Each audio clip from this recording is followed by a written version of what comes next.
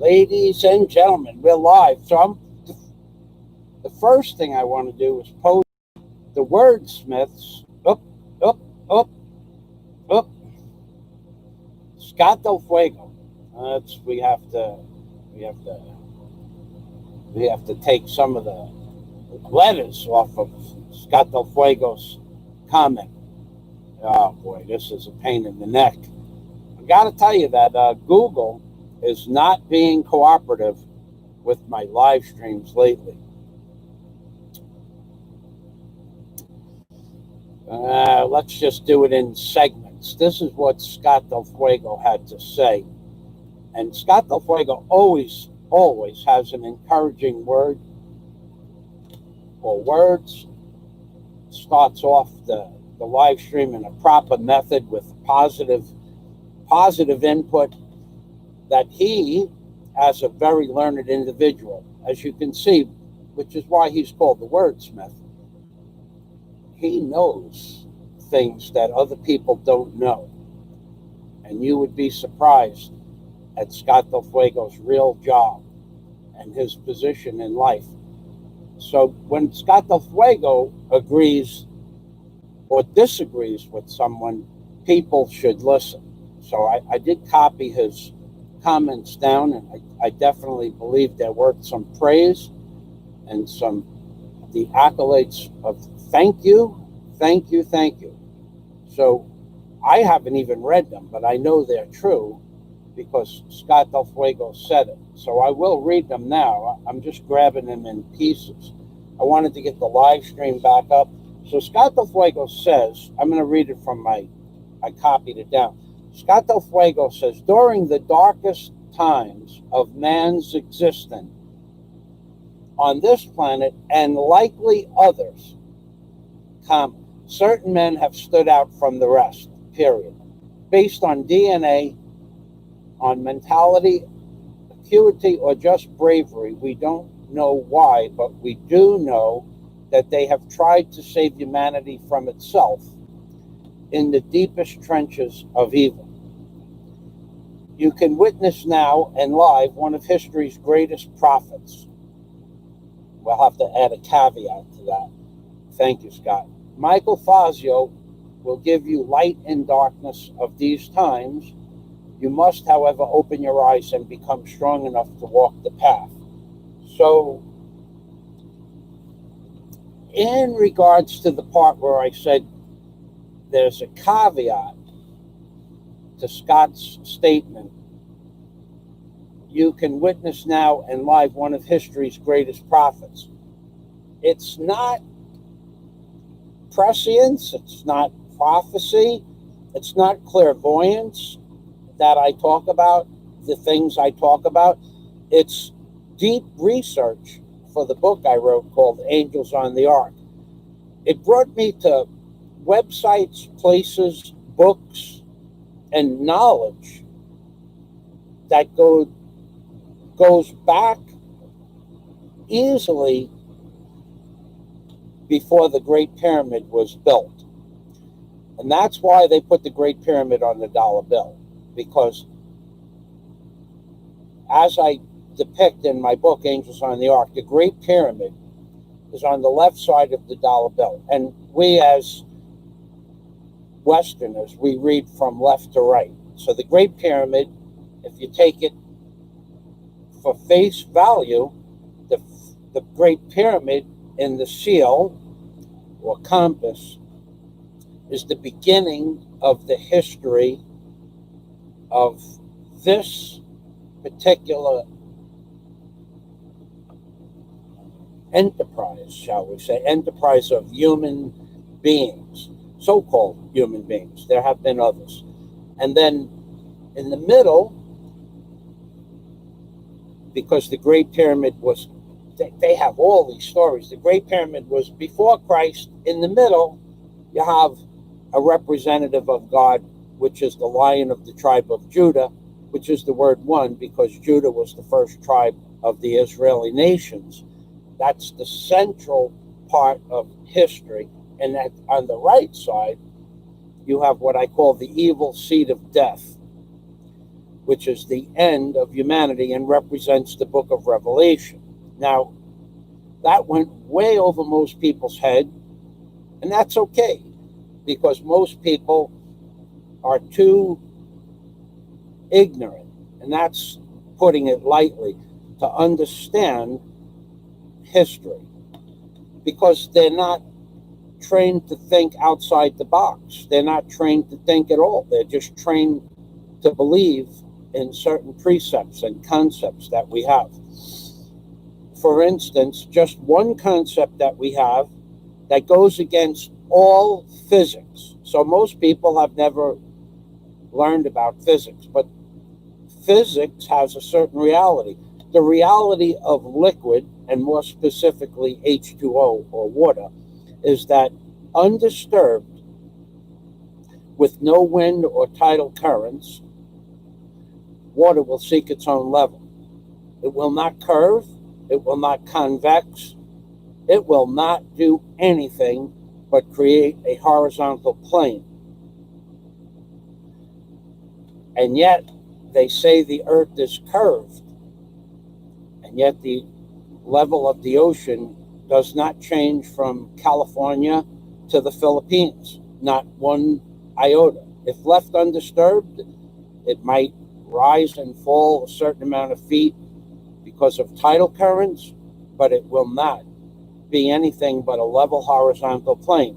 So to defy the laws of physics is not possible for a liquid such as water, and yet they say from California to the Philippines there are so many miles of curvature, which would mean you would travel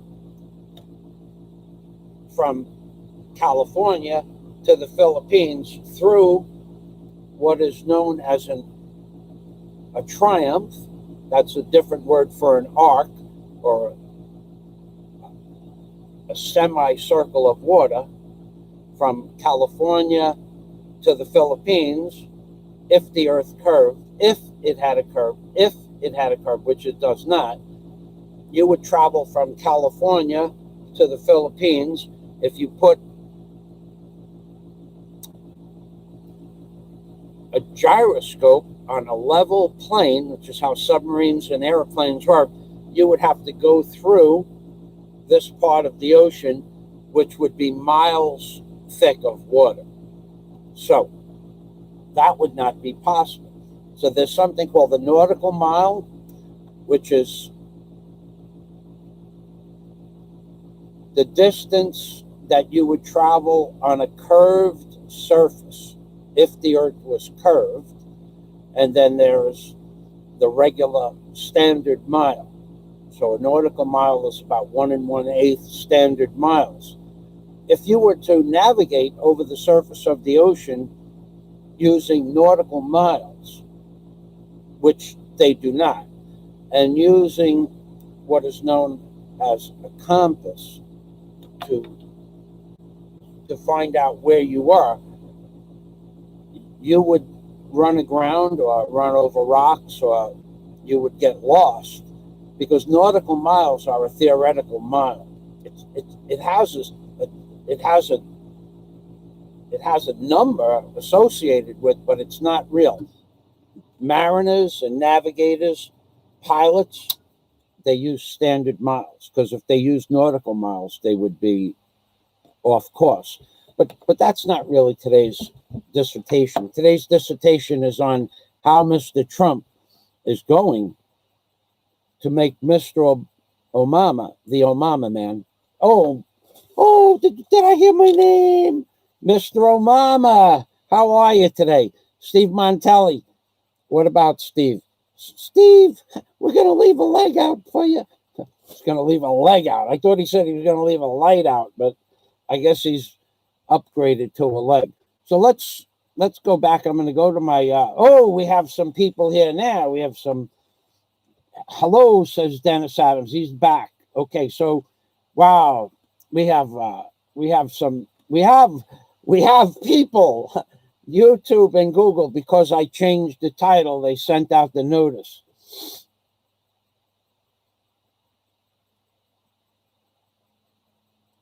Shout out to you, sir, says Marino CMA TV. Thank you, Marino. Thank you, Marino. So Scott DelFuego, everyone is welcome. And he gives Marino a shout out. Dennis, thank you for stopping back. Flying Circus. You're the one who got my glass stream shut down, I think. No, I'm only kidding. John Escape is here. Welcome to the machine, John, Flying Circus, Scott, Dennis. What we're going to do is we're going to talk about Trump's non-promises. So I have them written down. I'm not going to talk about. I'm going to give this to you in little secret passages, because apparently either something I posted in my comments of the last live stream or something I said made Google decide to shut my stream down, as they normally do. So let's talk about Trump's non-promises. I'll go through them rather quickly, probably less than an hour or so. I did take notes, but I'm not going to post these notes. So the first thing is Trump's promises he did not keep. Well, first of all, Trump said that he was going to build ventilators for the world or for America. So he spent tens of millions, if not hundreds of millions of taxpayers' money, and he was going to sequester a major motor company, major car manufacturing company, to build ventilators, but yet he couldn't create a company to build masks. These little masks that go on your face like this, these little blue paper masks, which probably don't cost 4 cents to make, put in a box and ship them to you, which are now selling for $1 plus in the Philippines. And talking about masks, I'm going to give you an update on Warren Hunt before I go any further. Warren Hunt is back in the hospital. And in order for Warren Hunt to get into the hospital, he had to have a mask. So he brought his own mask. This is how they're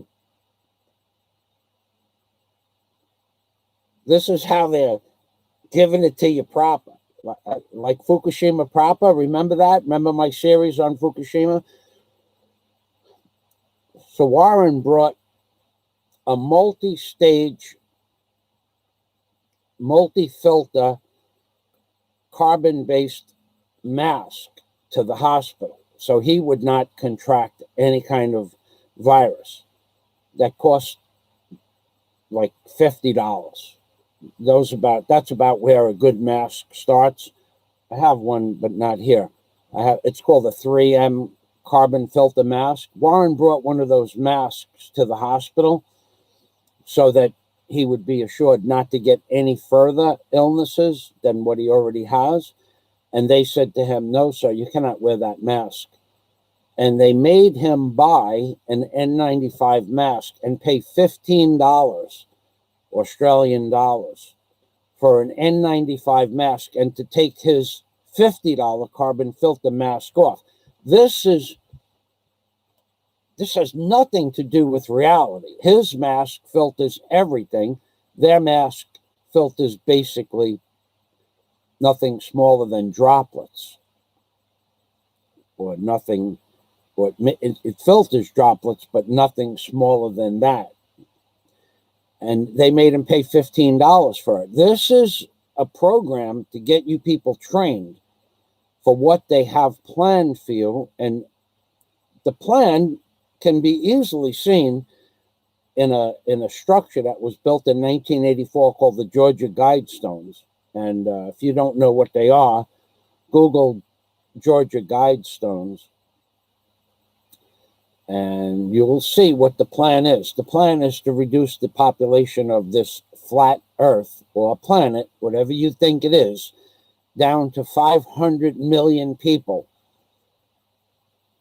500 million, not 500 billion, 500 million, 500 million people. That's the plan. And that is where they're going with this. So I'm going to talk about, I'm not going to post what I posted in my last video, but I'm going to talk about it.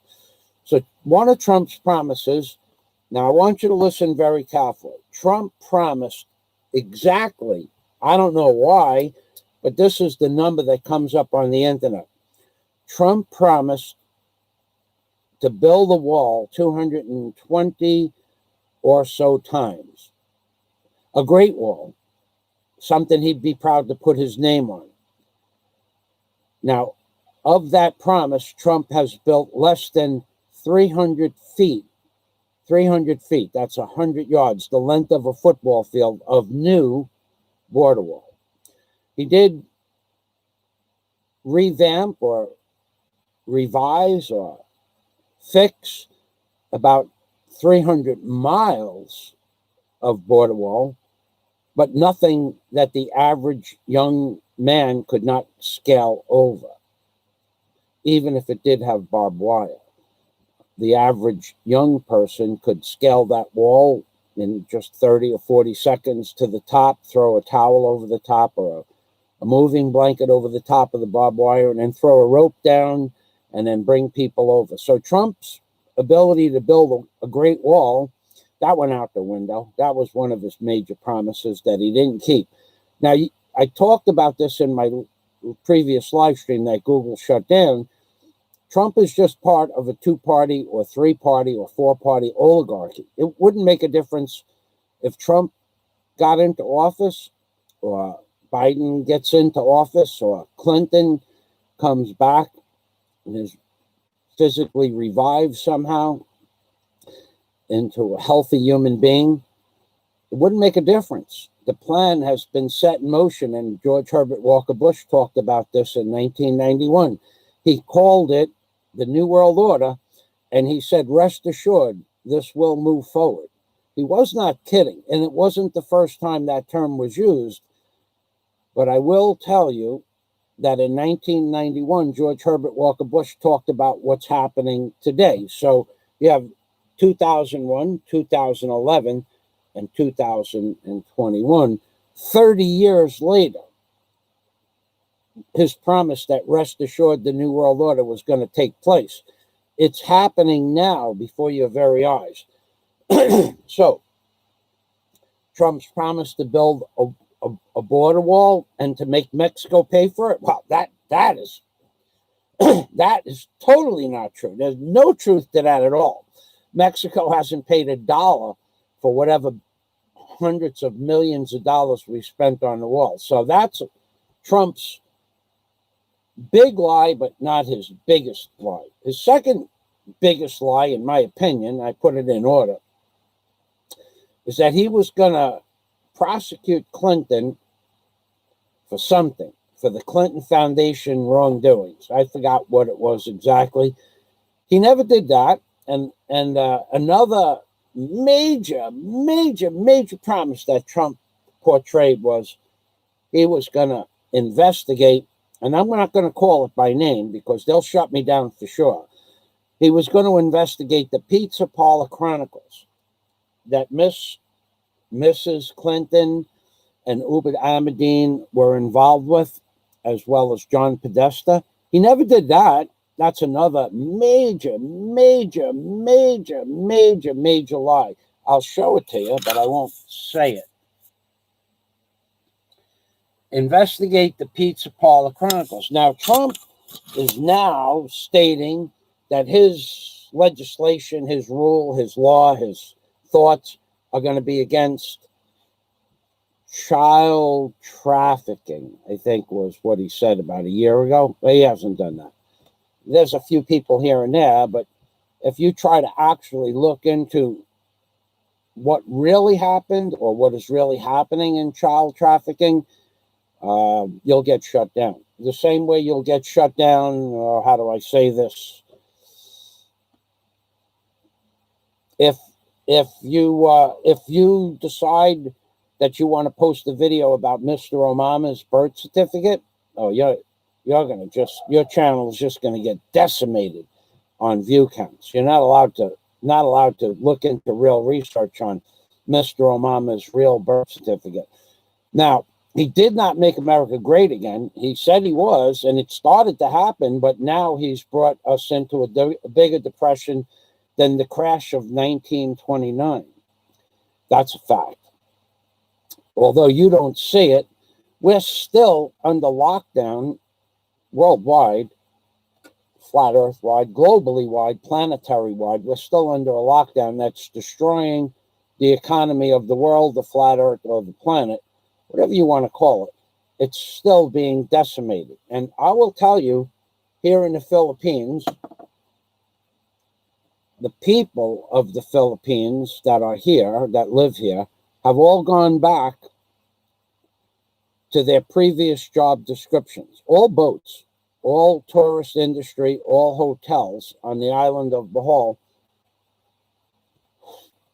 are shut down. There are a few small enclaves of small mom and pop hotels that are allowed to keep guests in them, and they have, the few that I have visited have 50% occupancy. We're talking about like a small mom and pop establishment that might have 12 or 20 rooms. Maybe they have 8 guests in those rooms, and those people are not tourists from other countries. So they are basically people that just came from the other end of the island of Bohol. Nobody has come from any other island that I know of, unless things changed within the last 12 hours. The lockdown is complete in the Philippines and in Australia and Canada. We're going to talk about Canada and the International Monetary Fund. You don't understand just how serious this is until you read the article that I'm going to give you the name of. But let's talk about another lie that Mr. Trump portrayed. I'm going to go to the comments for a moment.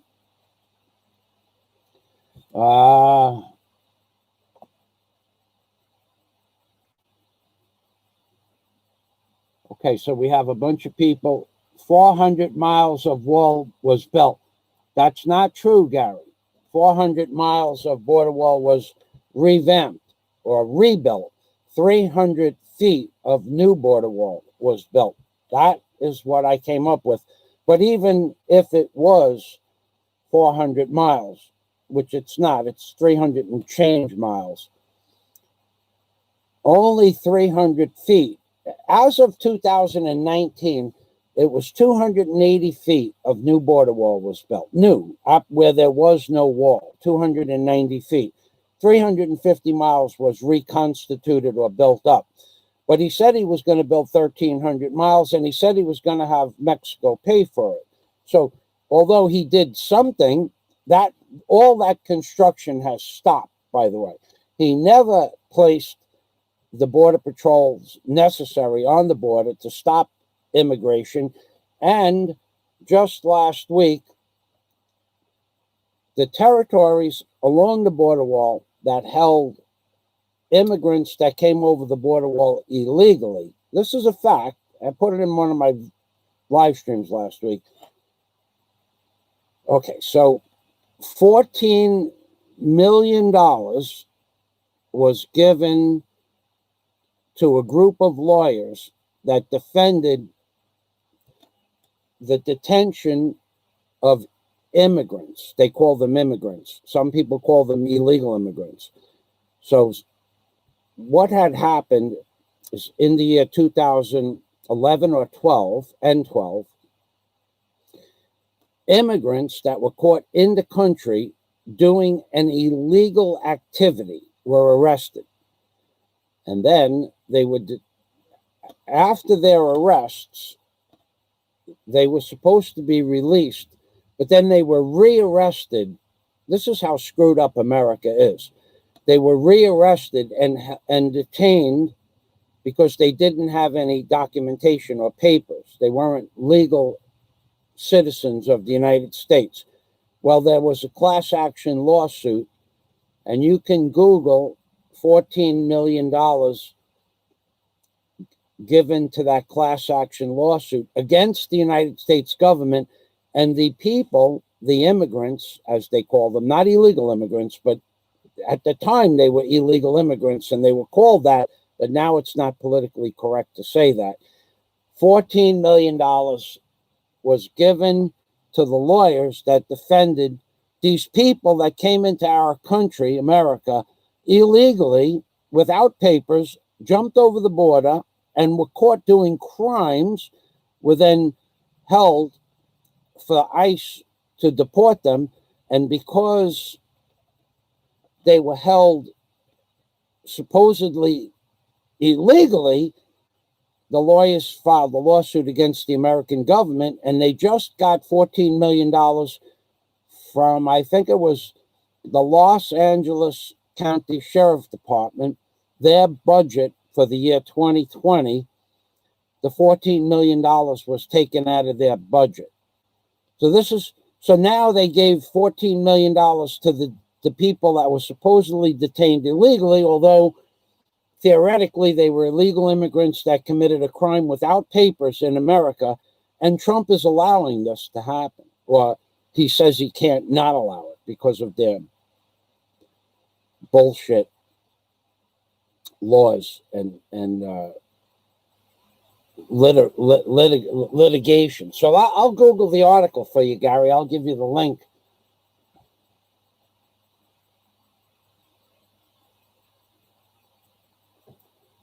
John has 12 dozen N95 particulate masks, all free, thanks to can't say anyone needs. Okay, so I'm gonna just show you what I'm gonna put in here. I'm gonna put the words 14. Right, all I did was put the number 14 into the search box, and because I have searched it before, it comes with 14 million given to illegal immigrants. Okay, we're going to click that, and here's the article. Los Angeles County votes to pay $14 million to illegal immigrants that were supposedly detained illegally. Okay, there it is. So this is where your tax dollars and my tax dollars and corporate tax dollars and poor people's tax dollars are going. In Los Angeles, they took $14 million away. And if you go on to read that article, I'll open that up. $14 million was taken away from the Los Angeles County Police Department. Here it is. Los Angeles County votes to pay $14 million to former immigrant detainees. Okay? Just put in and put in words. Los Angeles County votes to pay $14 million. Now, there's nothing that I ever tell you on my live streams that isn't true or hasn't been, at least I did whatever research is possible. But if this article goes on to say that there were 50 murders in Los Angeles County in the last month, and they're taking $14 million away from the Los Angeles County monetary appropriations, whatever that is, whatever they needed to do their job, they're taking $14 million from Los Angeles County. And as far as the border wall, I'm going to satisfy that little quote that you made. How much new border wall? How much?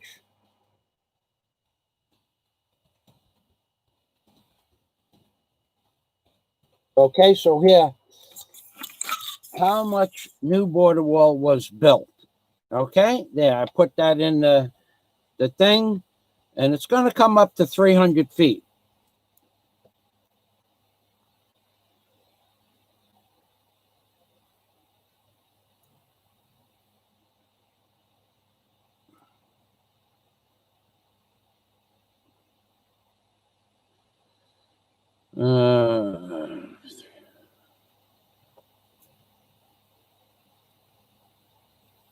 I don't know which article this was in. Let's just pick one. Let's just go to the front one, top one.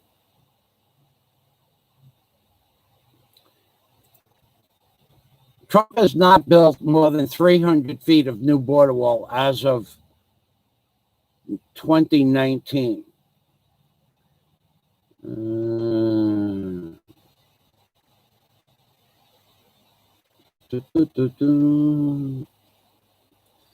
he can't build the wall, 1,300 miles of wall. I don't know where that is.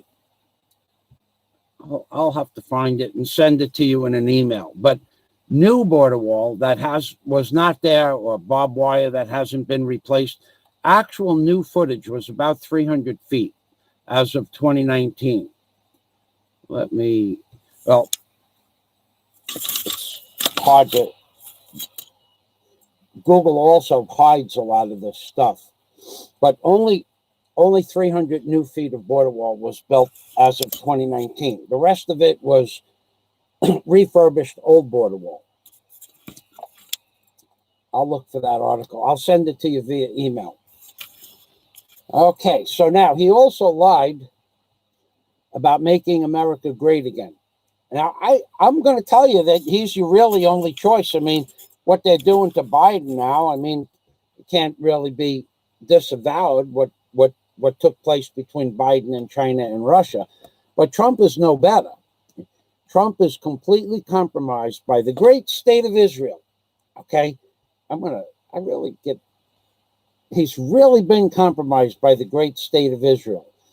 You know what I'm going to do? 300 feet of new border wall. I'm going to put down Trump build 300 feet of new border. Now, Google probably just removed this completely from the search engine because they don't want you to know this, but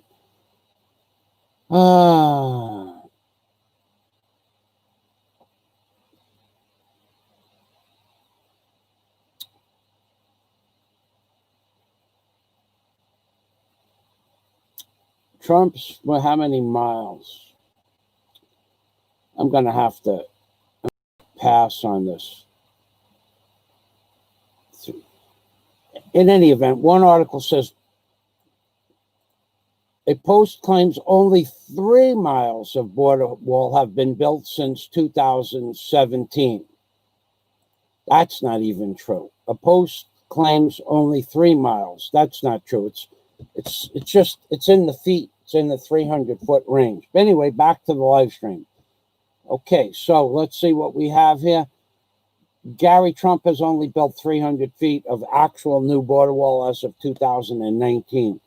The new trade deal with Mexico paid for the wall. He's not building a wall anymore. They stopped building the wall. Oh, boy.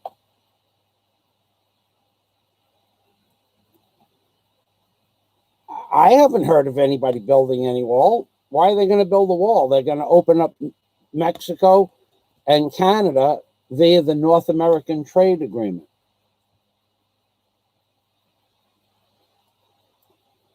That's true, Scott. See, Trump is going to make this thing last until the end of his presidency. Scott says with Trump, and the USA could stand for 4 years, but with Biden, it wouldn't make 2 years. I don't know. All I know is that their plan is to globalize the flat earth, the plan or the plane that we live on. Flying circus. He would blame Benedict Arnold.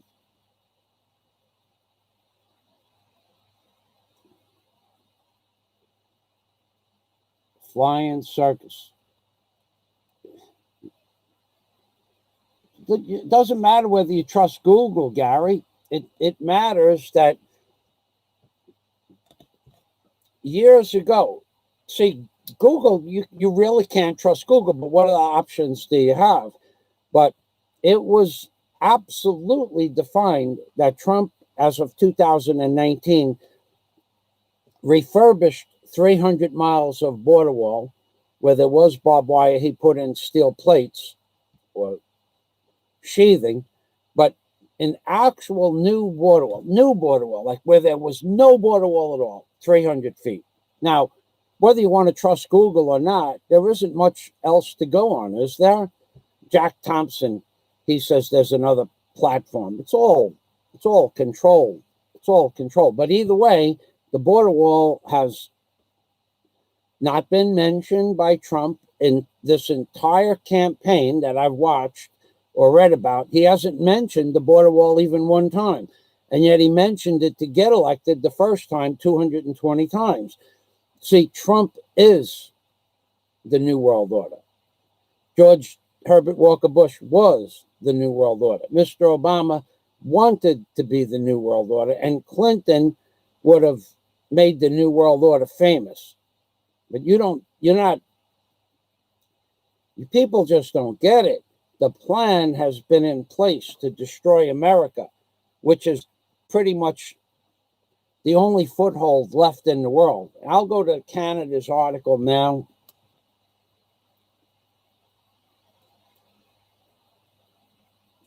Where are you getting this information from, Gary? Where are you getting? The middle class is back, manufacturing jobs are back, stock market record highs, and unemployment way down. Unemployment is over 30%. Home prices are soaring. I lost 30% of the value of my house in New York in the last 7 months. Who is this the Philippines experience? It certainly can't be Gary. It can't be Gary. He can't be posting this stuff. Anyway. Let's see. It can't be Gary. Can't be Gary. There's no way Gary would post this stuff. Send me an email. So Twitter, Facebook, and YouTube can kiss my whatever. The middle class, Gary. Illegal crossings are way down because they're not registering illegal crossings anymore. I'm going to go back to this article on Canada. Okay, so Trump also lied. So Gary, let's hash this one out. Trump, back in March, said that Elmhurst General Hospital was full of patients from the Jabba Dabba Doo event, and yet it was empty when he was live streaming in a live broadcast to the American people. Several bloggers went to Elmhurst General Hospital. There were no trucks, there were no patients, there were no doctors. The emergency rooms were empty. And yet he was on television telling people that the hospital was full of people that had died from the Jabba Dabba Doo epidemic. I don't understand why you're being so reluctant to understand that Trump is just a different face of the New World Order. But if that's your choice, we've been friends for a long time. Your opinion is well noted, but I don't believe a word of it. So Trump said Elmhurst General Hospital was full of patients and they had to bring in 40-foot tractor trailer trucks, and they showed those trucks, refrigerated tractor trailer trucks, and they showed bodies being put into the trucks. They showed that on Trump's presentation back in March. And while he was talking about this on TV, people that blogged went to the hospital and it was empty. There were no trucks in the parking lot. This Elmhurst General Hospital is not a military installation. People just drove into the hospital parking lot, went into the emergency room, and it was empty. He lies about everything. So does Obama. And so does Biden. He lied about cleaning the swamp and instead filled it with Wall Street Jewish talking heads and dual Israeli citizens. You don't. Maybe you do and just refuse to believe it. You have, it's a one-sided argument. I wish I could put you on live stream. That would be fun. But I don't have that ability. With my computer won't take the app to put people on. But you, I would have on. I would love to debate you, Gary. And I think what you should do is make a video about this. Say, Michael Fazio is a liar. I think that's what you should do.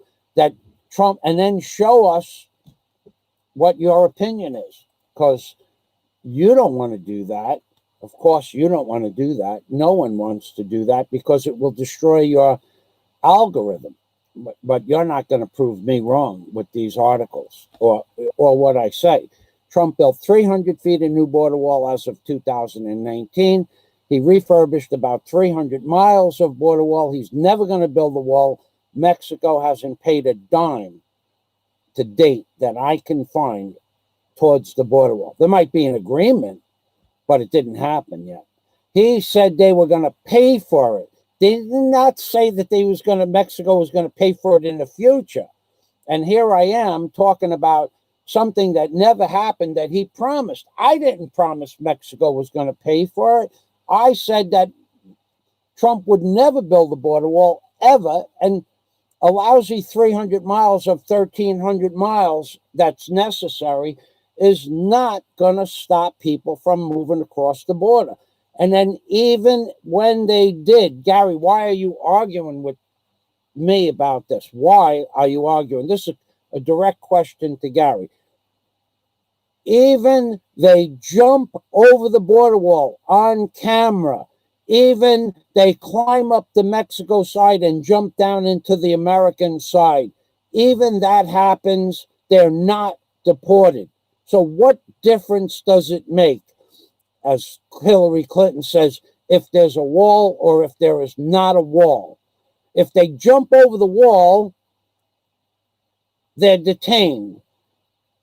They're given driver's licenses. They're given $6,000 allotments so that they can get started in an apartment and get food. And then they're given a certificate, a little piece of paper that says you have an appearance to go to court 2 years from now. And then when they don't show up, no one looks for them because it's illegal to go and arrest them for something that is no longer illegal. Well, I don't know why you're arguing about this, and it really doesn't matter. But Gary Kennedy, if that's you, you are wrong. You can go make all the videos you want, which you won't do on your channel because it will destroy your algorithms on your channel. And you care about that. And most people do care about that. I just don't care about my algorithms and my view counts because I'm not that type of person. You have a different type of mental acuity that you believe that your videos are more important than the truth. But the truth is that Mexico didn't give us a dime for the wall. The truth is that Mexico is never going to give us a dime for the wall. The truth is that Trump is never going to build a wall. The truth is that Trump promised a border wall 220 times on his campaign. And the big truth is he hasn't mentioned it once in this year's campaign because he knows it's never going to happen. And now I suggest that Mr. Gary Kennedy, who's still my friend with a difference of opinion, he goes and makes videos to prove that I'm wrong. Put my name in the title, call me an idiot, call me incompetent, call me a liar, call me a disseminator of misinformation, call me whatever you like in the title of your video, and then post what you can find to be the truth. And if you do any deep research, you're going to find that Trump is never going to build a wall.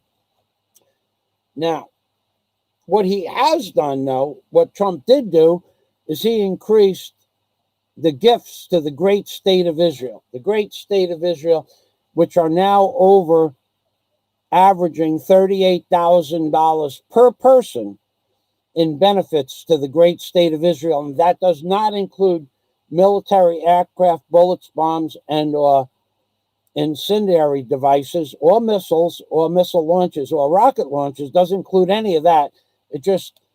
He increased the $10 billion up a few $1 billion, so that basically in cash, basically every citizen of Israel is now getting $38,000 per person from the American taxpayers' coffers. That's the truth. Plus, he gives them untold amounts of billions of dollars in military equipment. Why? Why are we giving now? The great state of Israel. That's because the great state of Israel is holding America hostage. You can believe what you want. There are reasons for that. most people understand what the reasons are. If you don't understand what the reasons are, it's called it's called the Samson. It's the Samson something. The Samson option, I think it was called. Go ahead, look that up if you want to get sick. Okay, I'll look it up. I like that one. So I like that.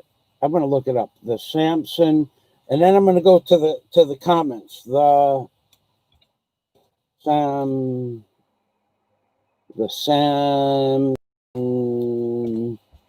the Samson, not the Simpson. Samson. The Samson option.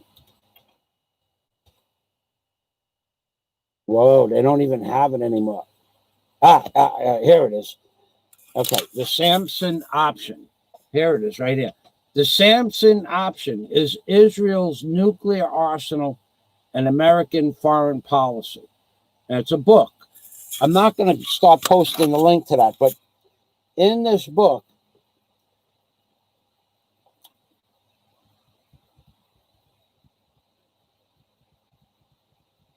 it says that the possibility exists, well, that Israel has a nuclear arsenal. That's pretty much been proven. And in the book and in many documents published, supposedly Israel has placed nuclear weapons in strategic cities and ports via hiding them on ships or under certain types of buildings which hide nuclear radioactivity from being visualized from satellites. So, and that the Samson option is that Israel supposedly has nuclear weapons in many major large cities that are not detectable, or if they are detectable, they can't be dismantled without blowing up. And that's one of the beliefs, is that Israel holds America hostage, that they will set these weapons off in the capitals or ports of major cities. Now, you can believe what you want, but this goes back into the 1970s that they placed these nuclear weapons. Now, they may be old nuclear weapons, but if they still work, they'll still destroy the major cities. So the Samson option, I'll read it to you.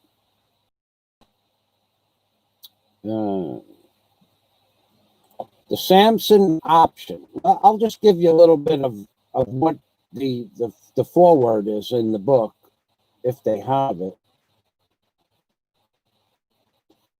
And holds America hostage. That's the truth. That's what those articles have said since the 1970s. This is going on. So I'm going to close that link down. You could look it up, the Samson option. A lot of people have written about this. So it's on Amazon. The Samson option, Israel's nuclear arsenal and American foreign policy. Now, to go one step further, is that the United States government doesn't even acknowledge that Israel has a nuclear bomb program. Mike, okay, John Escape, thank you. Thanks for stopping by. So here's the Samson option policy. I'll post it 3 times. You can look it up.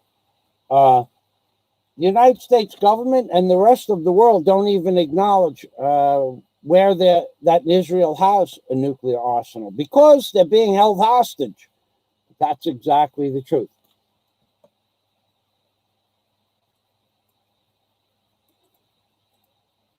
I understand the great state of Israel's place in history.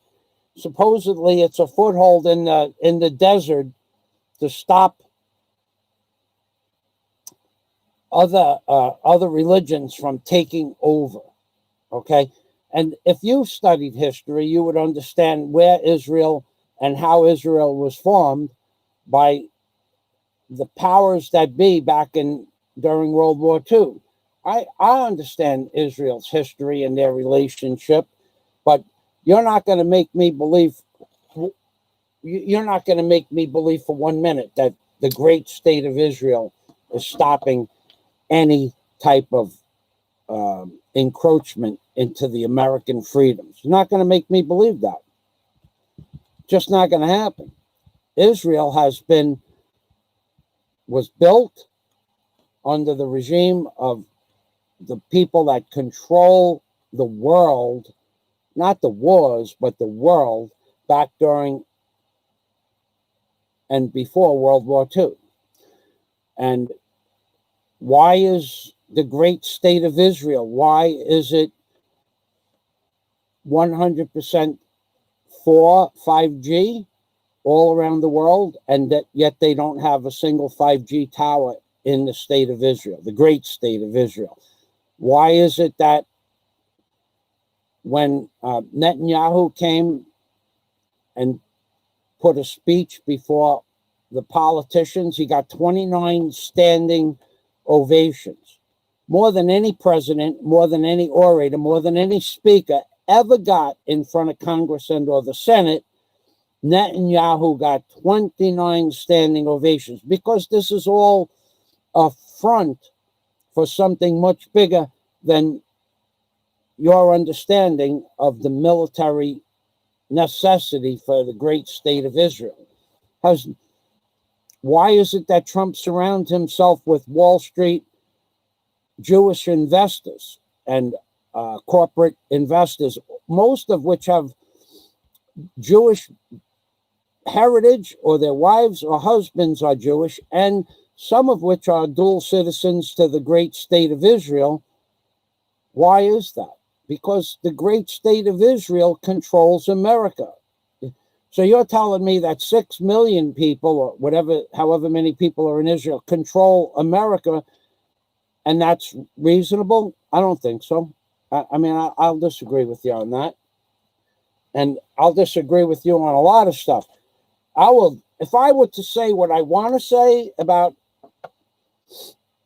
World War II, if I were to say what I want to say about how many people died during World War II, they would take my channel down. You would never, Gary Kennedy, you would never even go as far as where I have gone with what they have done to the world, the great state of Israel, and the estimates. I'll just give you one factoid. They say, the people that control this world, the entities, the beings, that there were 6 million of a certain amount, type, or race of people were killed in Europe. They say that. And yet, if you added all of that race of people, all of them that were all together, all the people in Europe, there were only 3 million of them. So how did 6 million die? That's been proven time and time again. And yet, that is the lie that has been perpetrated to the world. And now, when I filled out my taxes last year, one of the questions on my taxes is, am I a descendant of any kind of concentration camp that occurred during World War II? And am I collecting benefits or appropriations or reparations for my internment in a concentration camp during World War II? So they are still 70 years, 75, 80 years later, they're still giving out monies.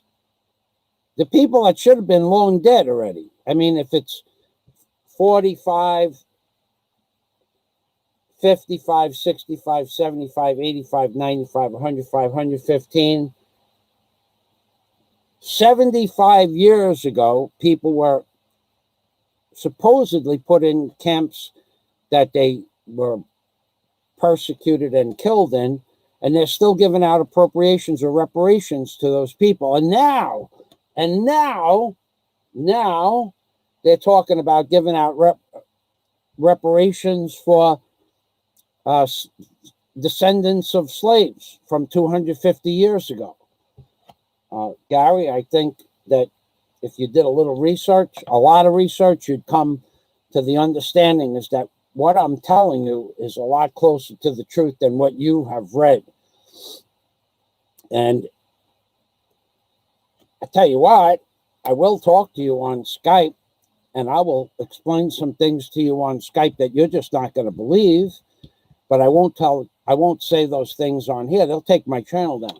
Do you know that if you mention a certain, what is called a certain false flag, and I'm not going to mention the name of the false flag, if you just mention it one time today and state that you also believe it didn't happen, your channel will get taken down in a matter of a few hours.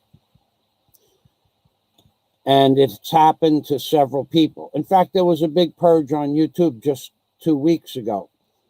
Not for that particular thing, but I don't know what QAnon is. I've never watched a QAnon video or never read even one single article from QAnon. I've heard about it, but I have no idea what it is.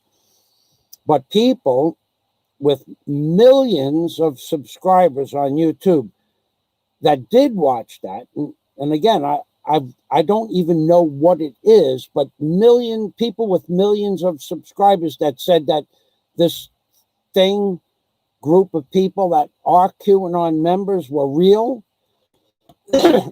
People with millions of subscribers on YouTube, their channels were scrubbed. That's not free speech. And I will talk to you about this on Skype or on the telephone, but I won't talk about this on my channel. But I will tell you that if you talk about certain topics on YouTube in today's venue, Stephen Molyneux, Alex Jones, both of them I consider two different pieces of shit with arms and legs, their channels got taken down for talking about statistical truths and facts in Stephen Molyneux's case. And Alex Jones' channel got taken down for one article, one reason. And that was about Alex Jones didn't believe that a certain school shooting took place. Alex Jones came on air and said he did not believe that a certain school shooting took place. And his channel was gone a few hours later. Stephen Molyneux came on and talked about crime statistics in America from the FBI's records. Who does most of the crime, who did most of the crime, who's responsible for most of the crime, what percentage of the population those people were. He was only reading government statistics from the FBI's published statistics. He was only reading from the statistics, and his channel got taken down. He had 1 million+ subscribers as well. You're not allowed to tell the truth anymore. I come about as close to telling the truth without telling you what the truth is that anybody ever could, because I don't mention the names of what Alex Jones believed didn't happen. But if I said that I believed Alex Jones, which most of his stuff was allegations, but some of it might have been the truth, your channel will get taken down. Gary, I'm going to talk to you on Skype, and I'm going to tell you to make a video about a certain subject, and I'm going to give you the name of the things I just talked about, and I'll give you 2 websites that you can go to, and I want you to read those websites off on your channel, and we'll watch your channel disappear. I swear to God, it'll happen. I got to tell you, you will make one video about one topic, and you will spend an hour talking about that on a live stream, and your channel will be gone in 2 hours. and you think that we have freedom of the press, or you think what you read about the great state of Israel is true, it's all subterfuge and bullshit. I don't know if you're still here. I can't really tell. He's still here. We knew Israel had nukes back in. Okay, you are still here. So, yeah, but America, of course, we knew. We knew from day one. In fact, the technology came from America, but America still doesn't acknowledge. I think it's called Fukushima, not Fukushima. I forgot the name of the facility where they make it.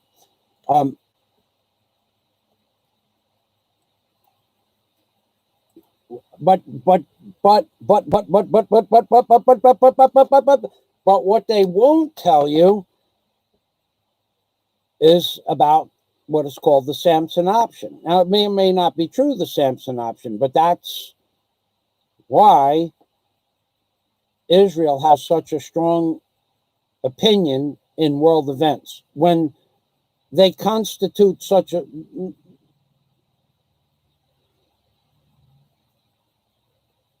Jewish people, here is a fact, okay? Jewish people represent 2% at best of America's religion, okay?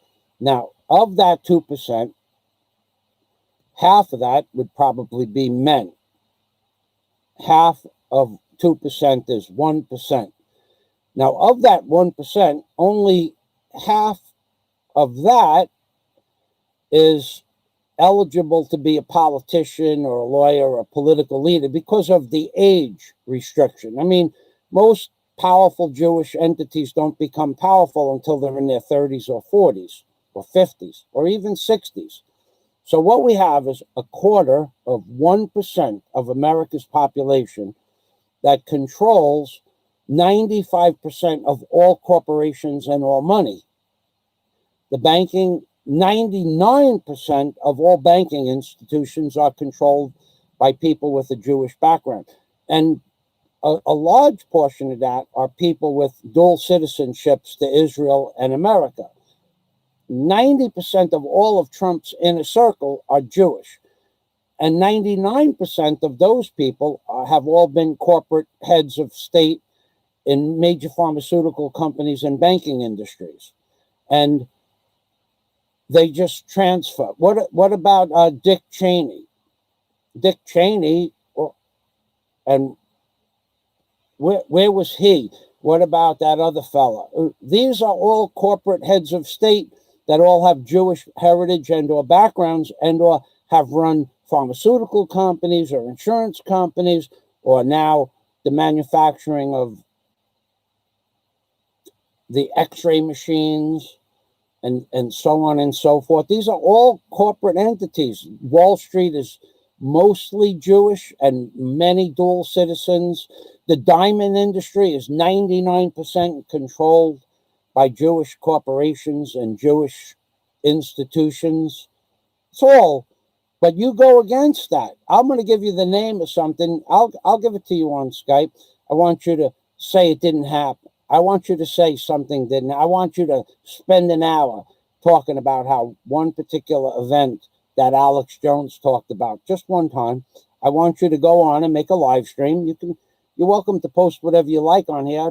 I would never block Gary Kennedy, but you will find that if your channel isn't removed within 2 hours, not because I strike it, just because of the algorithms and what you say, I'm going to tell you what to say.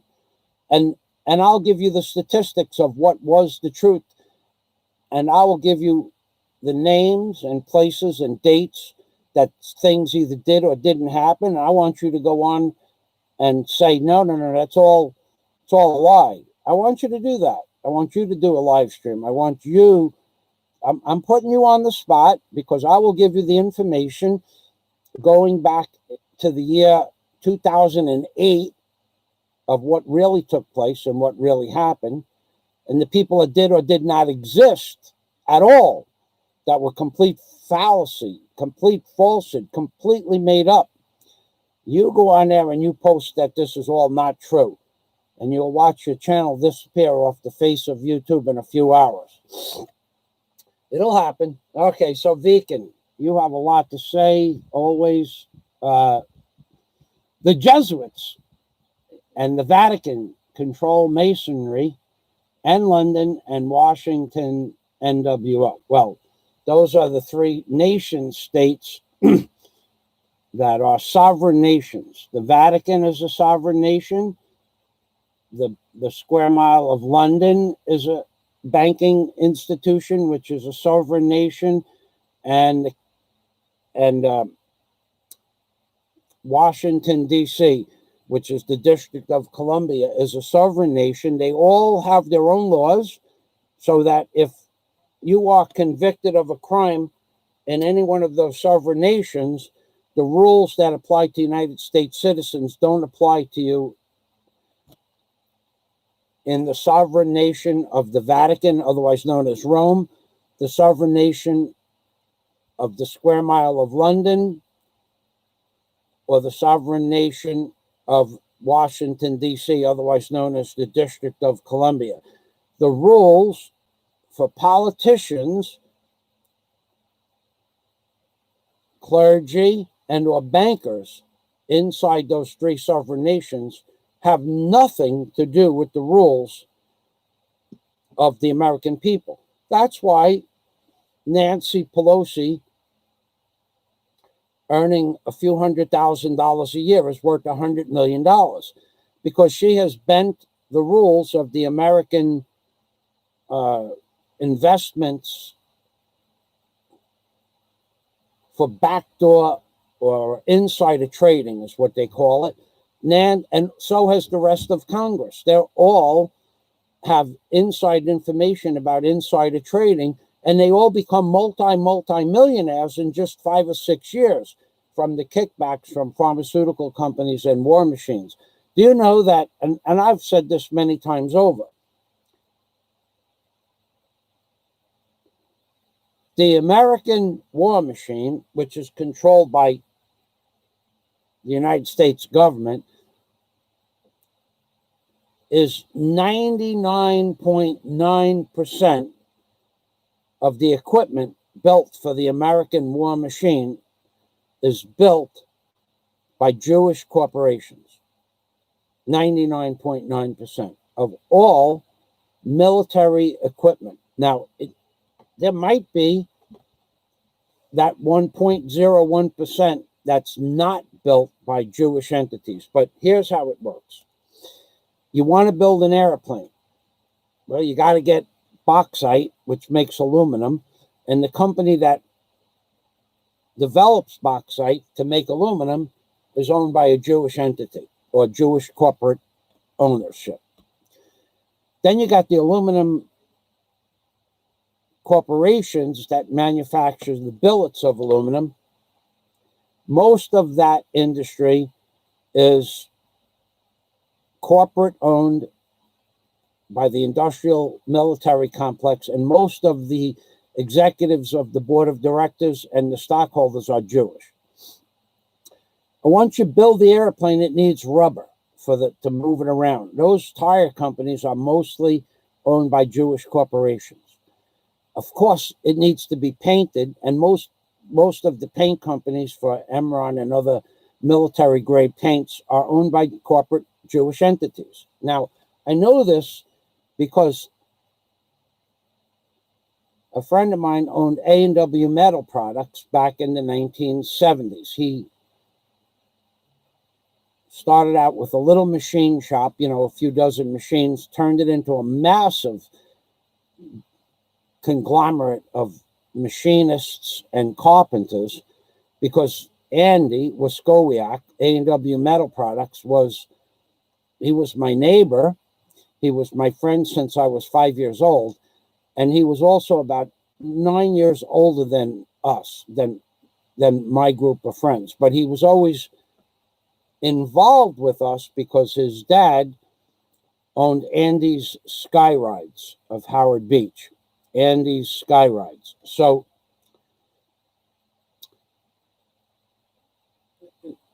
Andy was one of his sons, but the other son owned A&W Metal Products. And he wanted to manufacture a part for the military. And I'll tell you how big that part was as soon as I find a pen. Okay, here's how big the part was. It was just about the size of the tip of this pen. That's how big it was. And he wanted to manufacture 2 million of these parts. And what he was told is, how much do you want for the parts? And he wanted 4 cents, four pennies to manufacture each part.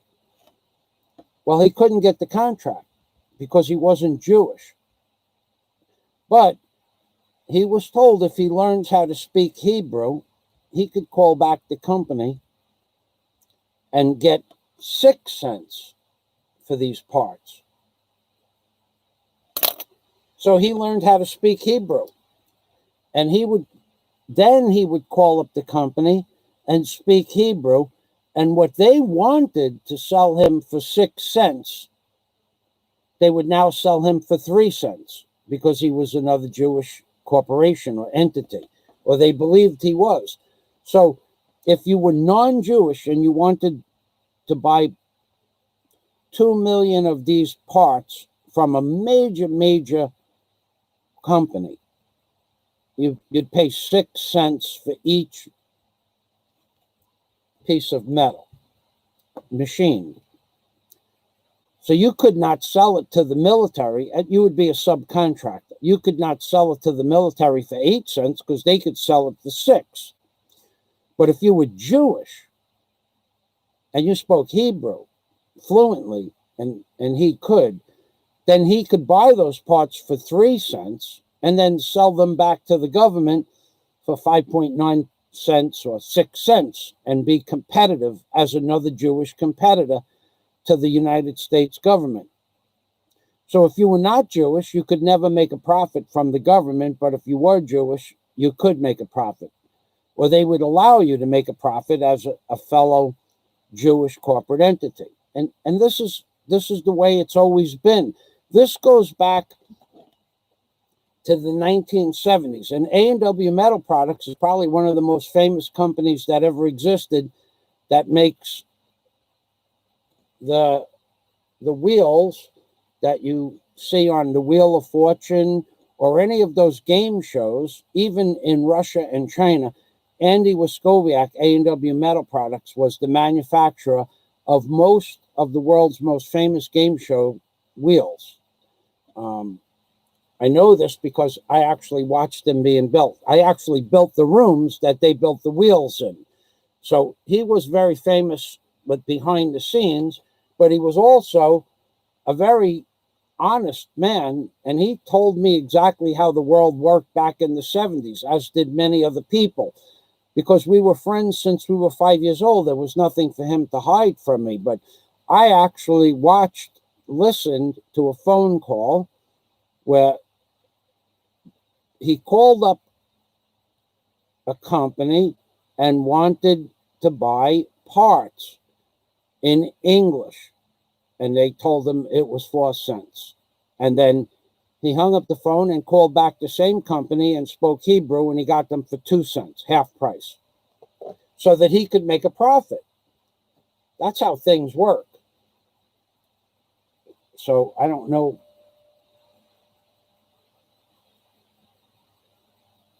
That's right. Oh, yeah. Trump said he wasn't going to use them. Well, Trump said a lot of things. Let's get back to Trump.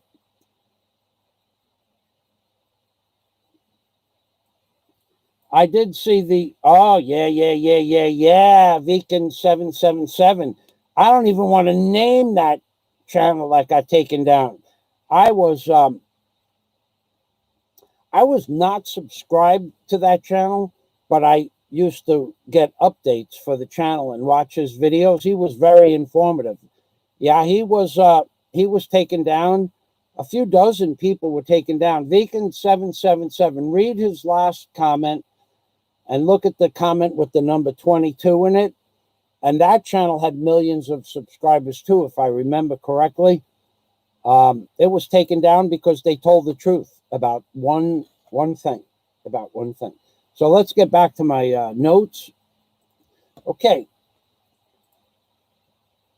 When the riots occurred in New York, Portland, Oregon, and Seattle, Washington, and Chicago, when they took place, and some of them are still going on today, or in much smaller degree.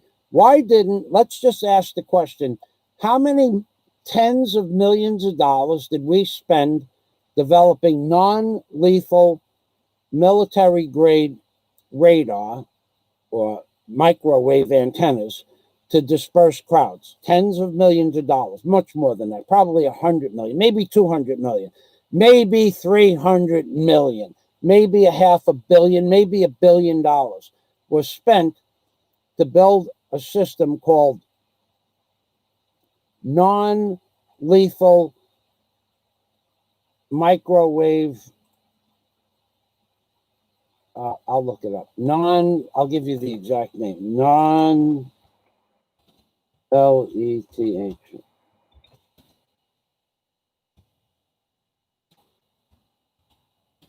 Non-military, non-lethal microwave weapons.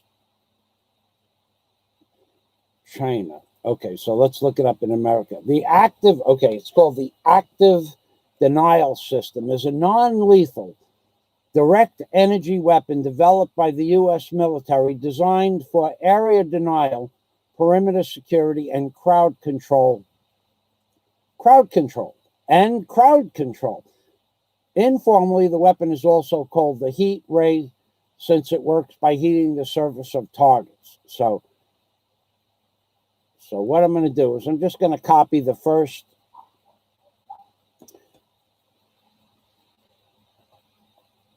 words in this. Where are we at? The first words in this.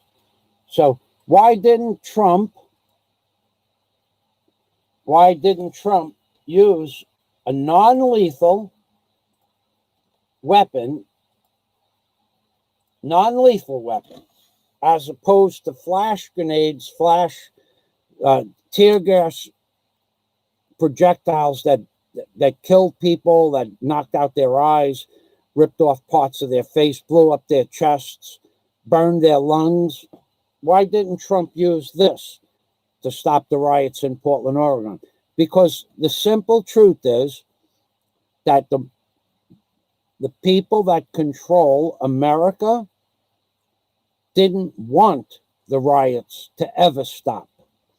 In fact, they proliferated the riots. And this has been proven 1,000 different instances. This has been proven from every false flag that's ever been perpetrated in the last 30 years, that behind every major catastrophe where the citizens rose up against the government, that some sort of lie was first involved and then perpetrated onto the American people, and the news media followed up with the lies. Thank you, LaRue Seagrass. Smash the like button. Thank you very much, LaRue. And please, everybody, welcome LaRue Seagrass, a very religious person who does videos from the Philippines. So if you're into the belief that somehow there is some God behind the Bible, which there is something behind the writing of the Bible, but you should also understand that the Bible has been plagiarized, or the Bible is just a different type of plagiarism that's been written in history going back 50,000 years. There are stories, the story of Melchizedek walking through the desert, meeting God. Melchizedek. I won't get involved with that. I only put a little blurb in my book about Melchizedek, but the Bible says that the earth is 6,400 years old, and yet history goes back 60 million years, if you could believe that, 20 million years. What's believable? They can't even tell you how many people have the jabba-dabba-doo syndrome. They can't even tell you what the truth is behind that. And you're going to believe what they write about history from 60 million years ago? You're being deceived on every level, including who or what wrote the Bible. But we won't get involved with that right this minute. We did that already. So Plump did not employ the National Guard or non-lethal sound cannons to stop the riots and allowed $12 billion in damages.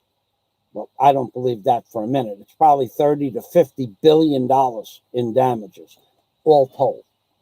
Why didn't he employ the National Guard? He could have, but then he called on the governors and the mayors. Supposedly that's the legal boundaries that he had. He's in charge of the country. Just send in the National Guard with a non-lethal sound cannon, non-lethal radiation projectile device, where it just repels the people back off the streets. Doesn't hurt them. They have the chance to run away. It won't kill them. They don't have to keep it on forever. They could keep it on for 10 or 15 seconds. People are going to back up. But no, they'll use 10,000, 50,000 tear gas grenades at a cost of what? Hundreds of millions of dollars in supplies for respirators, tear gas launchers, tear gas itself, trucks to come in to disperse tear gas, the police to come in and disperse tear gas.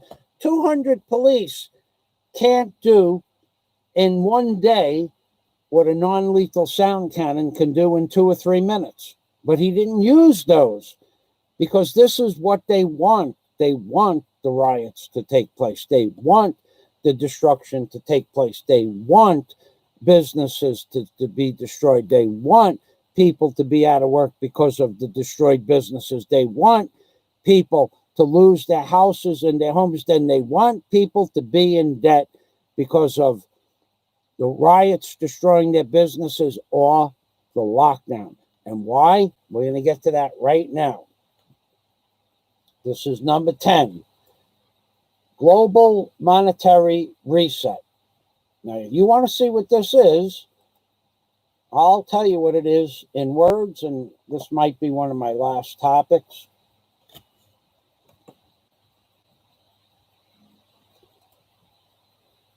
Yes, Viken, that's probably true. Google this world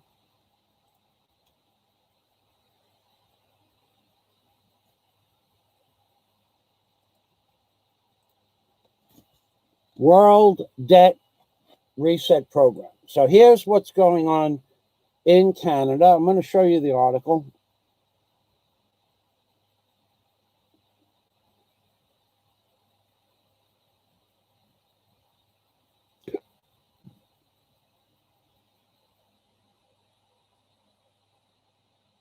Here it is. So we have an apparent leaked email from somebody who claims to be... Okay. Canadian report. I'm not going to post this. I did this in my last live stream. And what happened is they shut my live stream down because I posted the name of this in the live stream. So let me just tell you what's going on in Canada right now. Okay, there's a whistleblower, supposed whistleblower, possible whistleblower. And he's exposing the International Monetary Fund's plan to destroy the economy of Canada, to force you to take option one. I'll tell you what option one is. Okay, so the plan, this is global now. Flat Earth, all from one end of the flat Earth to the other. Planetary, global, whatever you want to call it, it's the plan. The plan. The plan has been for 35 or 40 years to destroy the economy. That they're doing. Worldwide, globally, or all across the flat plane. The plan is to destroy the world economy and to put everybody in debt. Okay, so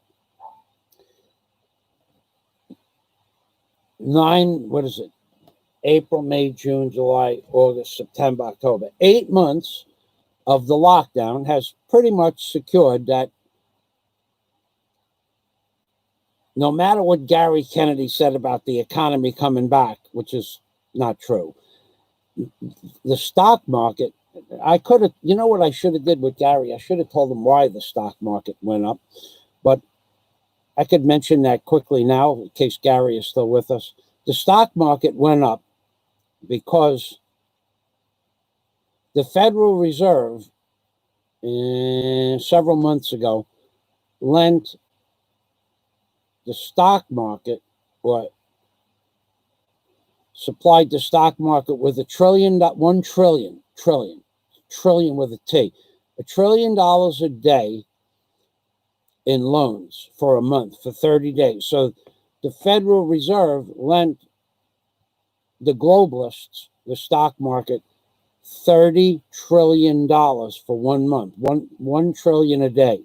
They were pumping into the stock markets. So if Gary is still here, you can Google $1 trillion a day. Federal Reserve gives stock market $1 trillion a day. You can Google that. So the International Monetary Fund is doing this for the great state of Israel, which is controlled by, of course, the Talmud, the ancient historical people that the people that Mr. George Herbert Walker Bush sold America to in 1991. So, Bruce Davis, do me a favor and go away. You have been asked a question. I'm asking you a question to do me a favor and go away. Thank you very much. I don't want to hear from you. I don't want to see your face. I don't want to see your comments. If he wants to post, it's okay for him to post, but I will not respond to you anymore. You have been nothing but total nonsense, Bruce. You're all over the place with what you do and what you say. I will ask you to go away and not comment. But if he wants to post, he can post. All worthless commentary. Don't block him, but he's just basically a worthless commentator. Don't come to my channel and acting like you're my friend, because you're not. I'll block you if you keep up that kind of crap. I will block you. I don't like you. You've never told the truth about anything, and you've not been any friend of mine, that's for sure, let alone other people. So just go away, Bruce. Thank you. What have I done? Let's just play how stupid can I appear to be, and how stupid can I appear to be so people will feel sorry for me. You know exactly what you did and what you didn't, what you did and what you didn't do. So please go away. Thank you. I'm not going to put up with that kind of crap on my channel. So now, the International Monetary Fund is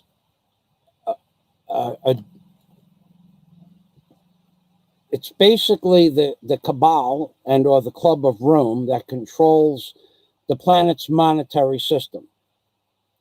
They put everybody in debt. And in Canada, Trudeau, supposedly, that the name of that article that I gave you was, what was the name of that article?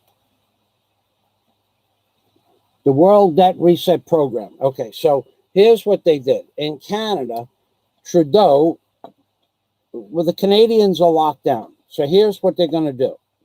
They're going to give you, if you're in debt. Now this is a big thing they're going to give you, because they're going to give you the jabba dabba do along with this incentive program. So if you're in debt, let's say you own a mortgage on a car, you own a mortgage on a car, a house, or a boat. If you have credit card debt, if you have hospital debt, every cent of debt that you have is going to be forgiven under the caveat that if you accept the forgiveness of debt, you will become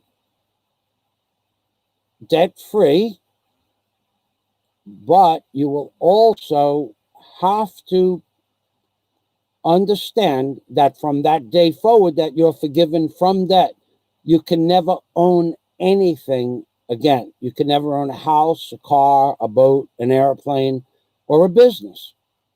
You can never own anything again. But that's not exactly all that's inside the article that I talked to you about. And I'll give you the name of the article right now. I'll put the name of the article in here. Here it is. All right. So I did this once before in my last live stream, and they shut my live stream down because of this, but I'm about ready to shut it down anyway. So I'm going to post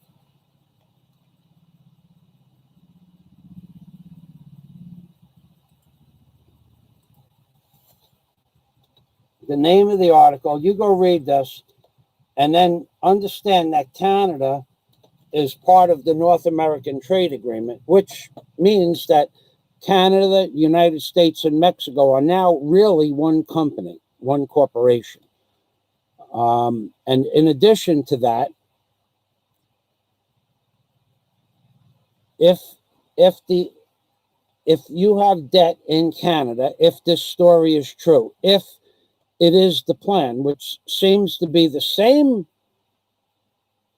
basic tenets of a plan they have for Australians' austerity, is that if you accept this debt-free program, the stipulation is that you will agree to never own anything again for the rest of your life, which would probably mean you would have to go into subsidized housing.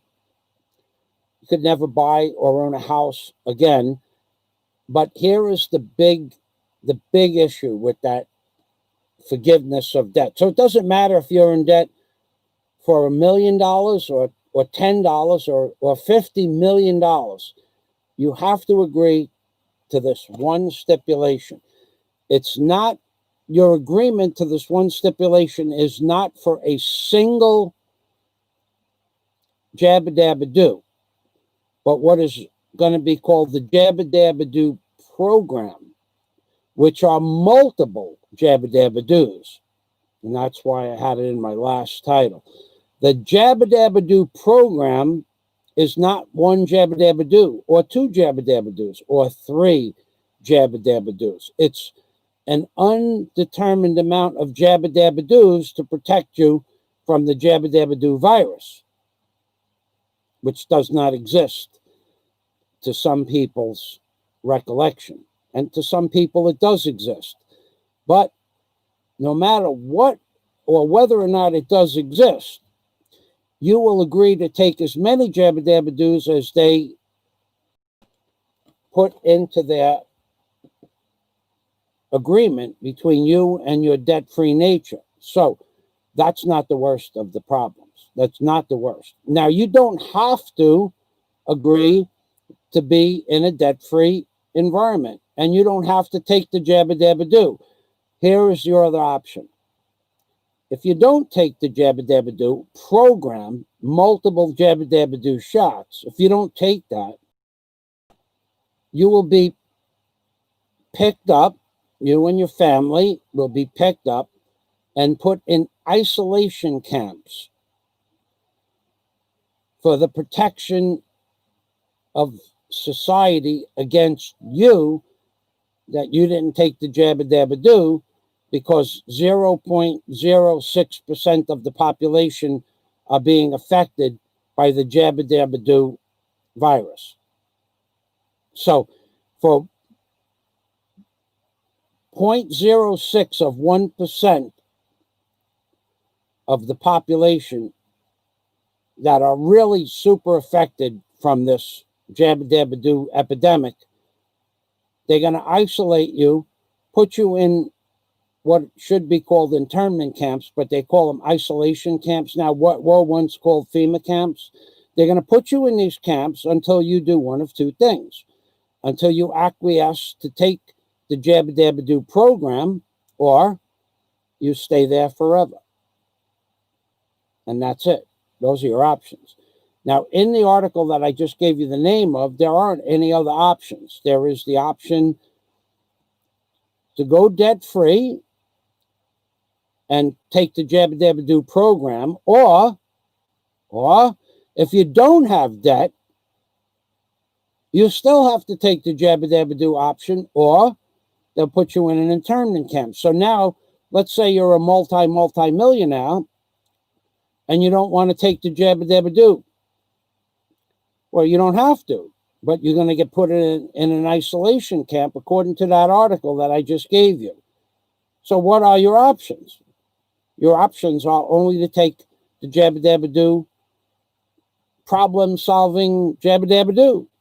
Jabba Dabba Do, baby. So if you take that, why are they so insistent upon you taking that? Understanding that throughout all of history, no Jabba Dabba Do, under any circumstances, ever cured any virus. Never happened. Sometimes, because it's a hit or miss process, sometimes some of the Jabba Dabba Do's work, but only on one particular strain of a Jabba Dabba Do epidemic.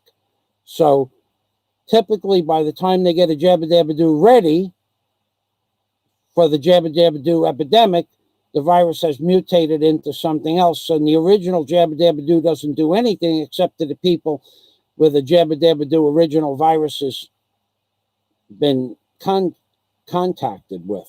So basically, the Jabba Dabba Do is 18 months to 3 years behind what is necessary. So they won't ever stop the Jabba Dabba Do program that they talked about in that article that I gave you. Now, you don't have to take it, but you're going to be rounded up like they did the Japanese during World War II and placed in isolation camps. And that's the truth. What I need to do right now, though, not a full bottle. I need to drink my customary bottle of water. I'm going to go get another little bottle to fill up my big bottle, just so that you guys don't think I'm cheating on this. Oh, that's a big bottle. Okay. Yep, that's a big bottle too. Here's a regular sized bottle. I'll fill up my bottle. I'll drink my customary bottle of water. I'm thirsty. It's already been like an hour and 13 minutes. It looks like an hour and 13 minutes. Wait, an hour and 38. Seems like forever. All right, here we are. The customary bottle of water. I like doing this. Gives me a break. Gives you people the chance to see how I hydrate myself. So here's the water level here. And we're gonna slowly drink one bottle of water. Yesterday, I want to note that yesterday I drank 5 of these bottles of water, because from 11 o'clock in the morning until about 4:15 in the afternoon, I worked outside in the hottest part of the day for a specific reason. I was doing a job and I needed the sun, the light of the sun, to see into a certain place I was working. And without the light of the sun, I couldn't see what I wanted to see on the project that I was working on. So what I did was I started work at 11 o'clock, but by 4:30, 4:15, I had drank 5 bottles of water, and I realized I had never used the outside facilities, not once.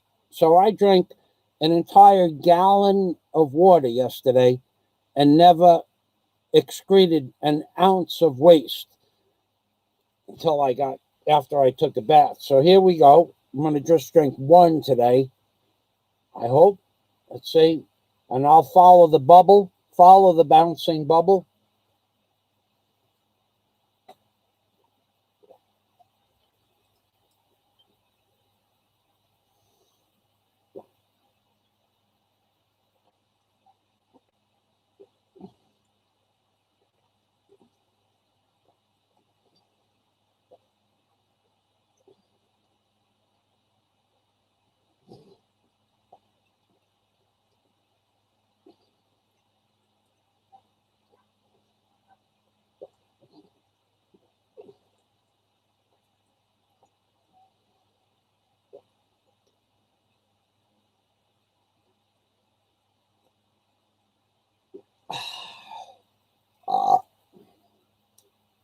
Well, excuse me for being thirsty. So, there are your choices, according to that article. And now I'm going to read some of what's in the article, because at this point, I don't care if they shut the live stream down. I really don't care. I'm going to shut it down in a few minutes.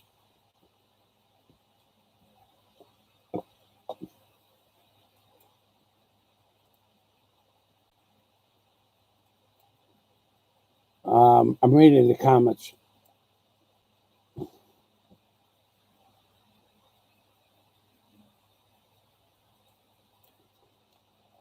Deadly. Deadly is just about right. Deadly. I like that name, Deadly. Deadly. That's a pretty cool name. Deadly, you'll have the right to be held indefinitely, and the right to exercise the guillotine. Exercise the guillotine. Well, you are you're not an uneducated person, Deadly, that's for sure. Your wordsmithing there has pretty much, if most people could understand it, has said it all. That's true. Thank you for stopping by, whoever you might be.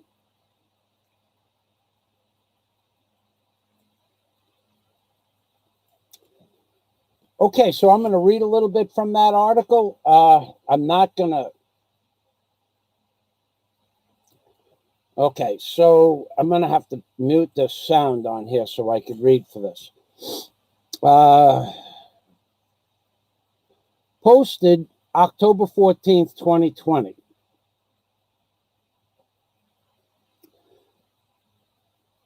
Alleged whistleblower, Jabba Dabba Doo 2021 plan, strict super lockdowns, Jabba Dabba Doos, and isolation camps. But I already posted the link. I want to provide you with some very important information. I'm a committee member within the Liberal Party of Canada. I sit within several committee groups, but the information I'm providing is originating from the Strategic Planning Committee, which is steered by the PMO. All right, now I have to move on a little bit here. I need to start off by saying that I'm not happy doing this, but I have to. As a Canadian, and more importantly, as a parent who wants a better future for my children, but for other children as well. And it goes on to state that in Canada, 30% of the committee members are not pleased with this document. It also goes on to state, I'm going to just back this up. I'm going to give you some of the things it goes on to state. It gives you 10 or thereabouts items. What happened in Canada is they're going to phase in a secondary lockdown restrictions on a rolling basis, starting with major metropolitan areas first, and then expand outwards by November of 2020. Well, that's already taking place. They're going to rush the acquisition or construction of isolation facilities across every province and territory.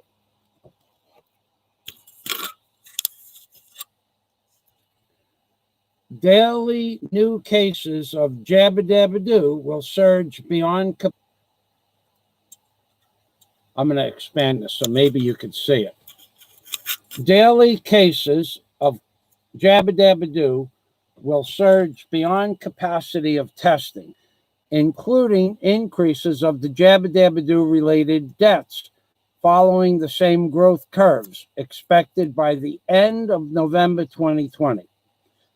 Complete and total secondary lockdown, much stricter than the first and second rolling phase restrictions, expected by December of 2021, early January 2021. Reform and expansion of unemployment program to be transitioned into the Universal Basic Income Program, expected by first quarter 2021. Projected jabba-dabba-doo mutation and or co-infection with secondary jabba-dabba-doo epidemic, referred to as jabba-dabba-doo 21, leading to a third wave with much higher mortality rate and much higher rate of infection of the jabba-dabba-doo epidemic, expected by February of 2021. New cases of jabba-dabba-doo and hospitalizations of the jabba-dabba-doo 19 and 21 related deaths will exceed medical care facilities capacity. Enhanced lockdown restrictions, referred to as third lockdown, will be implemented. Full travel restrictions will be imposed, including inter-province and intercity.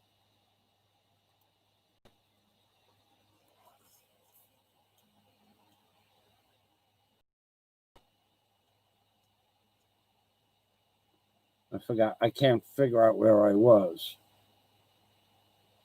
Intercity. Transitioning of individuals into the Universal Basic Income Program, which is the program that you're going to have to accept if you're in debt. It's called the Universal Basic Income Program, expected mid-quarter 2021. So that would be February or March. Projected supply chain breakdowns, inventory shortages of food and water and goods, large economic instability, expected late quarter 2021, March, April. Deployment of military personnel into major metropolitan areas, as well as all roadways to establish travel checkpoints. Restrict travel and movement. Provide logistical support to the area, expected by the third quarter 2021. And it goes on and on and on for about 3 more pages. But the bottom line at the end of the last page,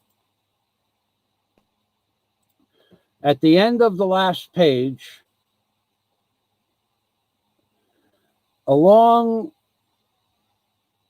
with that provided roadmap that I talked about a minute ago, the planning committee was asked to design an effective way of transitioning Canadians to meet unprecedented economic endeavor, one that would change the face of Canada forever and alter the lives of Canadians. What we were told was that in order to offset that was essentially an economic collapse on an international scale, that the federal government was going to offer Canadians total debt relief.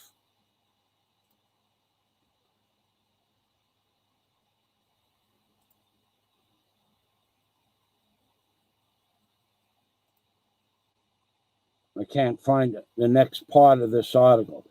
And here, Mr. Gates is in here saying that this will happen as well. I don't know where he is now, but here he is. Mr. Gates promised in this article, inside the article, that people will, in fact, take this program. And they will, in fact, take it whether they like it or not, is basically what he was saying. Okay, so we were up to the third quarter part of this.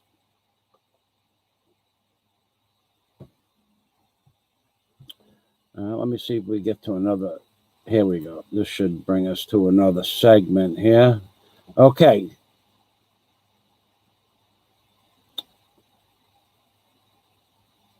This is how it works. The federal government will offer to eliminate all personal debts, mortgages, loans, credit cards, etc., which all funding will be provided by the Canadian,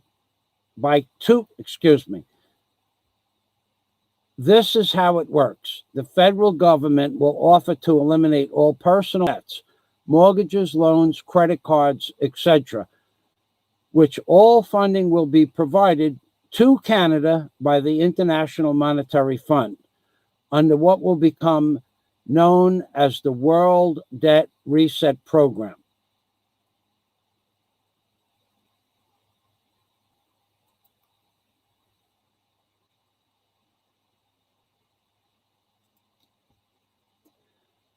And that's what the World Debt Reset Program is. You will either take the reset or you will be put in an isolation camp. And I'll continue reading. In exchange for acceptance of this total debt forgiveness, here's the part coming to a town near you in Canada, in Australia, and possibly America. In exchange for acceptance of this total debt forgiveness, the individual would forfeit ownership of any and all property and assets forever. The individual would also have to agree to take part in the Jabba Dabba Doo 19 and Jabba Dabba Doo 21 Jabba Dabba Doo schedule, which would provide the schedule. It's not a single distribution of the Jabba Dabba Doo. It's a schedule,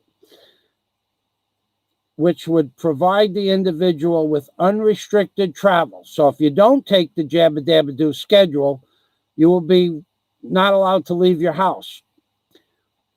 So if you take the Jabba Dabba Doo schedule and the World Debt Reset Program, you will be allowed to travel. Unrestricted living, unrestricted travel, unrestricted buying of foods and services.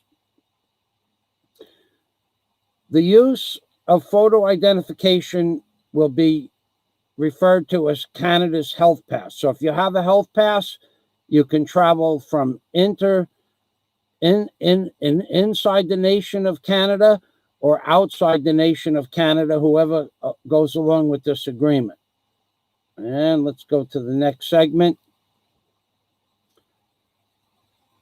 Here, Canada's committee members. Now, this is the part that really gets sick. I'm not kidding you. They are telling the people that are questioning this program, it doesn't matter whether you like it or not, it's going to happen. Committee members asked who would become the owner of forfeited property and assets in that scenario, and what would happen to the lenders or financial institutions. And we were simply told the World Debt Reset Program will handle all the details. Several committee members, this is the sick part of this whole thing. This is the sickest single sentence of the entire 5-page article. Several committee members were also questioned what would happen to the individuals if they refused to participate in the World Debt Reset Program or Health Pass. This is that 1984 double speech nonsense. Or what could be called the Jabba Dabba Doo schedule. And the answer we got was very troubling. Essentially, we were told that it was our duty to make sure we came up with a plan to ensure that would never happen. In other words, everybody has to accept this plan. We were told it's in the individual's best interests to participate. When several members pushed relentlessly to get an answer, we were told that those who refused would first live under lockdown restrictions indefinitely,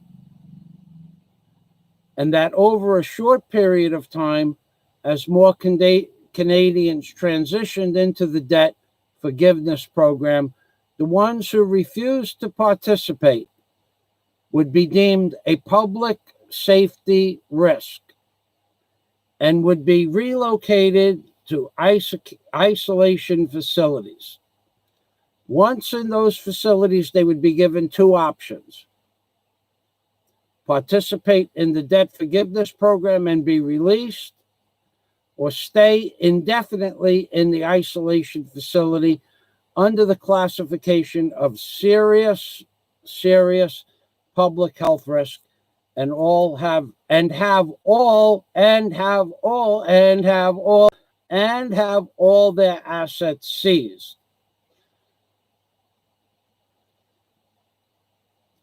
Now, that was the sickest single paragraph. Now we're moving into the second sickest paragraph, which could be the first sickest paragraph. So after this, you can imagine it turned out to be a heated discussion and escalated beyond anything I've ever witnessed before. In the end, it was implied by the PMO that the whole agenda,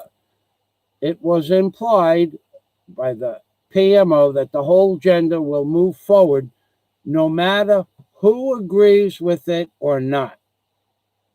No matter who agrees with it or not.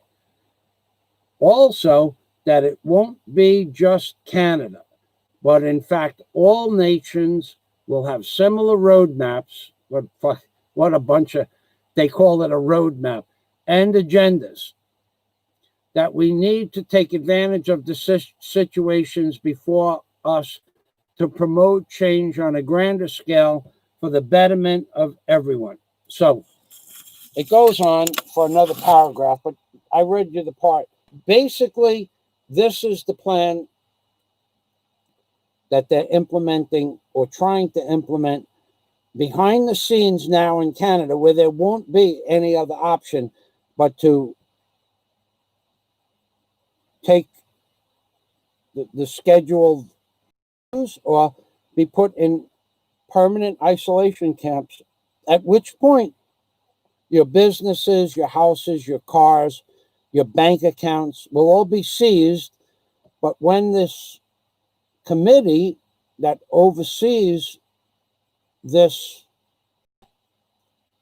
plan wanted to know who would assume when they confiscated, let's say you had a house, people think in terms of a house being worth $100,000 or $500,000 or $1 million.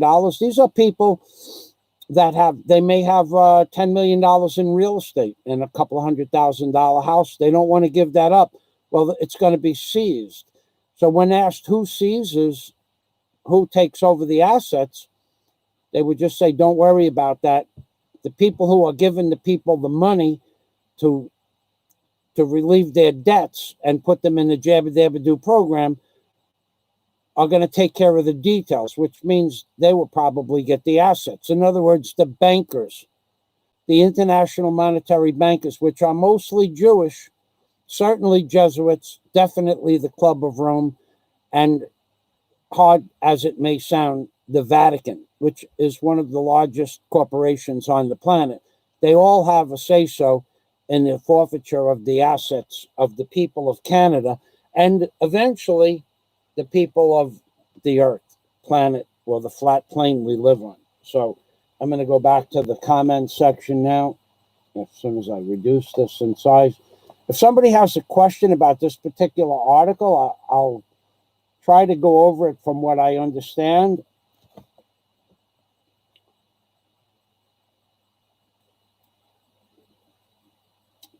Deadly. I like his name. You'll have rights, the right to be held indefinitely, and the right to exercise the guillotine.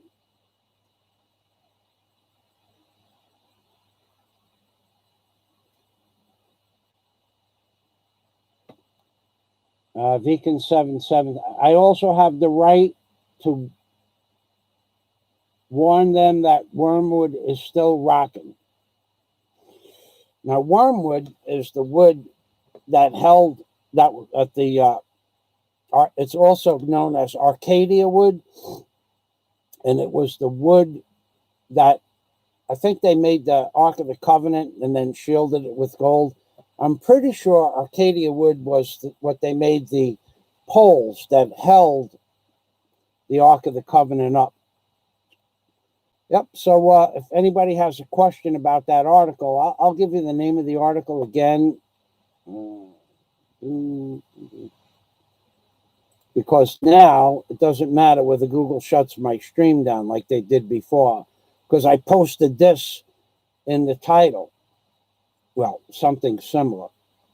It doesn't matter whether they shut the stream down or not. But I will tell you that this is going to happen globally, and this is all part of what is called what's that place in New York City? The United Nations. The United Nations plan, the International Monetary System, the Club of Rome, the Order of Masons, the Jesuit Order of Jesuits, and the Vatican. They all agree with this. So if anybody has a question, now's the time, because I'm going to actually go outside and finish something I started yesterday, or start something I didn't finish yesterday. I also want to make a few phone calls. It's that time. Any questions? I'll answer your questions, but I don't know if I missed a question that should be answered. I'll go up through the comments. So in the meantime, LaRue, thank you for stopping by. Vegan777, thank you as well. Deadly, nice name.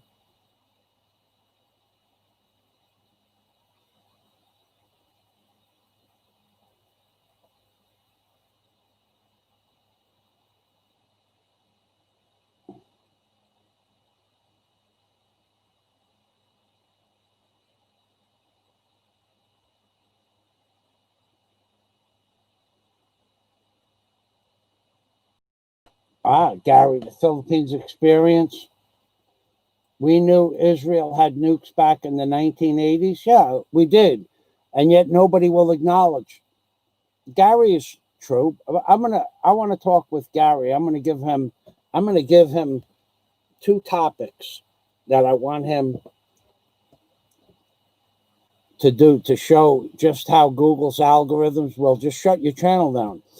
And I'll give him the proofs that he needs to prove that a certain event never happened, never took place. And yet it is the truth. And yet if you say it's the truth, your channel will get taken down. I'm telling you, there are things you're not. Look at what Google did to me. Look at what Google did to me. I have 20,000 subscribers, and I'm lucky if 15 or 20 people show up for my live stream.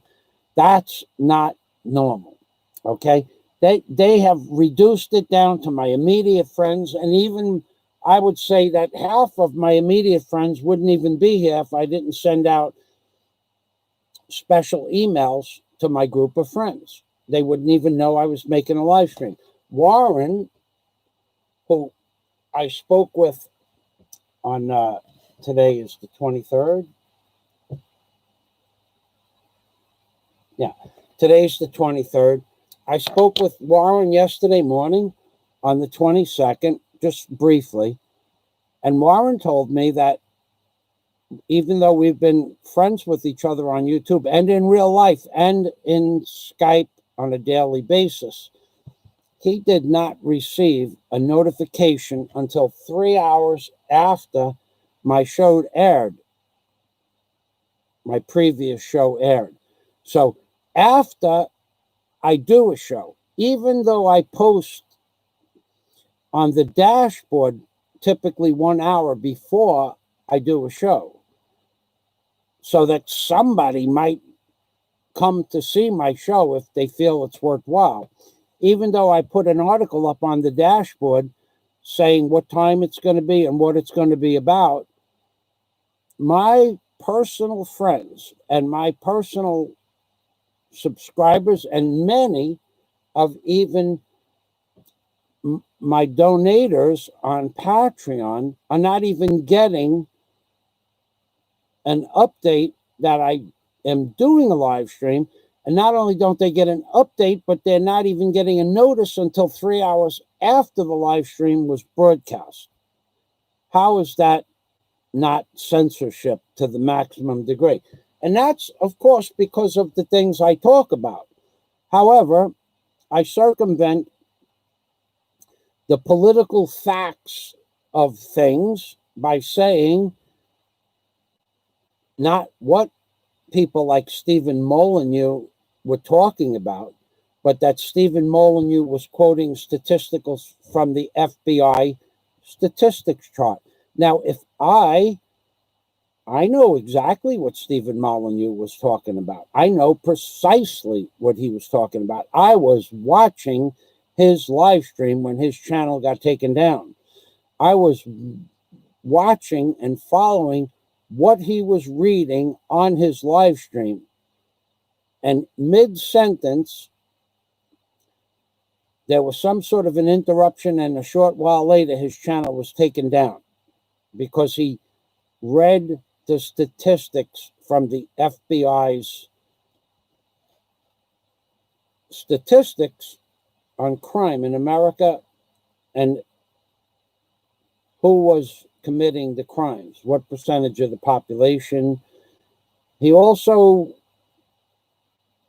was getting a little bit off the chain there for a while, about a week or so before, giving you statistics on IQs and charts and national identity of race, religion, and creed, who was committing the crime. So he had already broken the rules, and the day he actually went in and quoted word for word verbatim from the FBI statistical charts, his channel got taken down. So that's what happened. So this is what they've done to me. Even yesterday, I used to believe in the Bible, that it was written by God, but I know better now. But it's a good book, and it has some good outlines. I especially like certain parts, but I enjoy some of the stories. But I enjoy the fact that the Bible was written by a race of beings that has always controlled this world, always. And that I enjoy the fact knowing that our race of people is about to be wiped clean off the face of the earth, just as many other races of people have been wiped off the face of the earth. And even they talked about some of these other races, like the giants, which there are tens of thousands of recorded findings of skeletal bones as high as people supposedly being 36 feet tall. And that these were real discoveries, and the Smithsonian Institute had collected all of these bones and put them supposedly in their vaults. And then in 1908, the Smithsonian Institute took all the giant bone remains, I think it was 1908, and put them on a ship and dumped them out at sea. Those were all real bones, supposedly. And yet they don't talk about that, and they say that the giants never existed now. Well, why did they dump those bones out at sea? Why wouldn't they just leave them in a museum so people could review them? Because they don't want you to know that the Bible has a lot of truth in it, because then you would believe in God, or something that we consider God or godlike, which does exist, but not per se the God of the Bible. Maybe just somebody that pretends to be godlike or is godlike to our understanding of God, and can perform these so-called miracles because they have abilities that go far beyond those of mortal men, even Superman. So you think that you understand history. The Bible says the world began 6,600 years ago. That's a total lie. And the Pope is now on board with a one world monetary system and the Jabba Dabba Doo program. The Pope is 100% on board with the Jabba Dabba Doo program. They are 100% the Pope, which is basically, he's the new face of the Jesuit order. You have no idea who actually runs the Vatican or what runs the Vatican, but it's not, in its true nature, it's not human. It may appear to be human, but it's not human. Whatever controls the Vatican is not human as we understand them to be. Could be a very old civilization of people that don't really give a flying crap about this phase of humanity. They don't care about us. They never cared about us. They're never going to care about us. It's just been a way for them to mine the earth. LaRue is back. Hello, LaRue. Thank you again. Dennis Adam. Dennis Adam put out a good video not so long ago about aliens and the possibility that aliens control this world. I like that. There's a lot of people that believe that. And I didn't prove that aliens run this world, but I did prove that whatever wrote the Bible and whatever created the $1 bill was not human and didn't do it on a drafting board as a human process. That's not possible. And if you read the book, my book, Angels on the Ark, you would see. Now, I want to talk about one more topic about my Patreon page and my Patreon members. You hear stories on YouTube of why people deserve to get Patreon or why they don't deserve to have Patreon pledges. Well, you people, if it wasn't for YouTube destroying my view counts, now I have 13 people watching. I should have 1,500 to 3,000 people watching, but they don't send out notices. Okay, so if it wasn't for that, I'd have several hundred people watching this program right now. But nonetheless, however many people are watching it, it takes me time to make the notes and to do the research for people that are working off a phone that can't do the research, or people that are not educated enough or haven't studied these concepts. Or when I go to Alona Beach, which you will never see, my personal videos of Alona Beach, and put them only for certain members of Patreon. That's why they're my Patreon members. And at certain levels, they get different qualities or different videos. Now, some videos I just post at every level that I don't normally put on YouTube. The videos that are on my Patreon page pretty much will never be seen on YouTube because of YouTube's new rules. Not because I broke any rules, but because of YouTube's new rules. They're not able to be monetized, probably 20% of those. The other 80% could be monetized. YouTube doesn't remove my videos. For you people out there that think that when you flag my video, like what was the name of that video? Jesus something yesterday. I got a notice. Jesus is a cluster something. I had a weird name. I had a weird name of a video. Jesus, I don't feel it. I had a video. I got a notice from Google yesterday that one of my, I don't know, 1 minute, less than 2 minute videos that I posted back in 2013 or 14 or 12 was age restricted. Okay. So it said that recently somebody we noticed, I'll read you let me tell you what Google's doing. They don't flag my videos as hate speech or anything like that. They do flag them as age restricted. So this has happened, I don't know, 4 times since the beginning of the year. I got a notice like this. I would have to look, But I think I got, since the beginning of the year, 4 videos were changed to age restricted. 2 were deemed not appropriate for YouTube, but I reloaded those videos and posted them on Patreon. That was not a problem. YouTube allowed me to repost the video. I just couldn't post it on YouTube, so I posted it in Patreon as an age-restricted video. So I'm going to read you what they sent me yesterday. Hi, hoodwinked by an angel, Michael Fazio. As you may know, our community guidelines describe which content we allow and don't allow on YouTube. Your video, Jesus and Michael cluster, and you know what after that, a cluster, it's 4 letters, but it's not a cluster bomb. Jesus and Michael Fazio cluster bomb,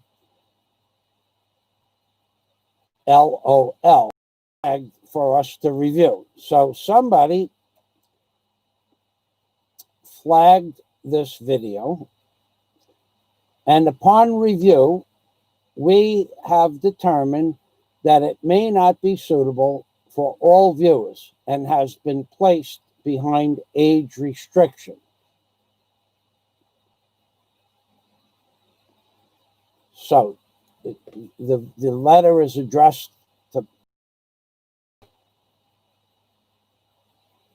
and I'll read it again. As Hi, hoodwinked by an angel, Michael Fazio, that's my channel's name. As you may know, our community guidelines describe which content we allow, and don't allow on YouTube. Your video, Jesus and Michael Fazio clustered such and such, LOL, was flagged for us to review. Upon review, we've determined that it may not be suitable for all, and then has been placed behind age restriction. So I'll show you that.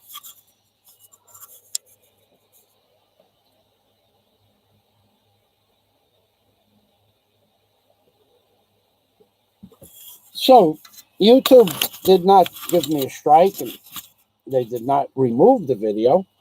They just changed it to age restriction. Now, I would have done that. In fact, I did do that to several thousand videos I reviewed. I age restricted some of them, but I guess I missed that one. And, going back 7 years. But somebody didn't like the title had cluster, the F-bomb in there. And someone didn't like the fact that I put the F-bomb in with the word Jesus and flagged the video. So they did age restrict it, but inside the video itself, there was nothing detrimental to my channel or my upload. So because of this and because of other restrictions, political, religious, and or personal beliefs about certain politicians like John McCain, Mr. Obama, the Clintons, and now Trump, they're not going to allow certain things to be said. And that's why they've restricted my channel to where, if I'm lucky, 20 people come to my channel. Doesn't matter what the title is. Doesn't matter if I post the day before that I'm going to make a live stream about. Doesn't matter. Today, I think I had 15 or 17 maximum viewers. I don't give a shit. I don't care one bit if I get 5 viewers. I still did the first live stream today with only 5 people watching. I don't care. If I feel like doing a live stream on a topic and you feel like coming, that's your prerogative. But there is no way on earth, this flat plane, there is no damn way anywhere by any known universe that I should have a lousy, and I mean lousy, 15 people come to a live stream when I have 20,000 subscribers. There's no possible way that could happen, other than the fact that they have shut off the notifications to 20,000 of my subscribers. and maybe a few dozen people, the same few dozen people, get notices. And some of those people are only getting notices 3 hours after the live stream happened. There's no possible way I could get a lousy 300 views on a video that another shit channel, worthless garbage channel with no content, no personality, no intelligence, blogging from the Manila area, could possibly get 12,000 views. If I gave him my video and my personality for an hour, he'd get 12 to 20,000 views. Now, this guy's blogging from Manila, gets 12 to 20,000 views. Why? Because he never talks about politics. He doesn't have the spine, the boys to talk about politics. Doesn't talk about religion. He just does blah, blah, blah, and he moves on with his views per video and probably makes several $1,000s a month.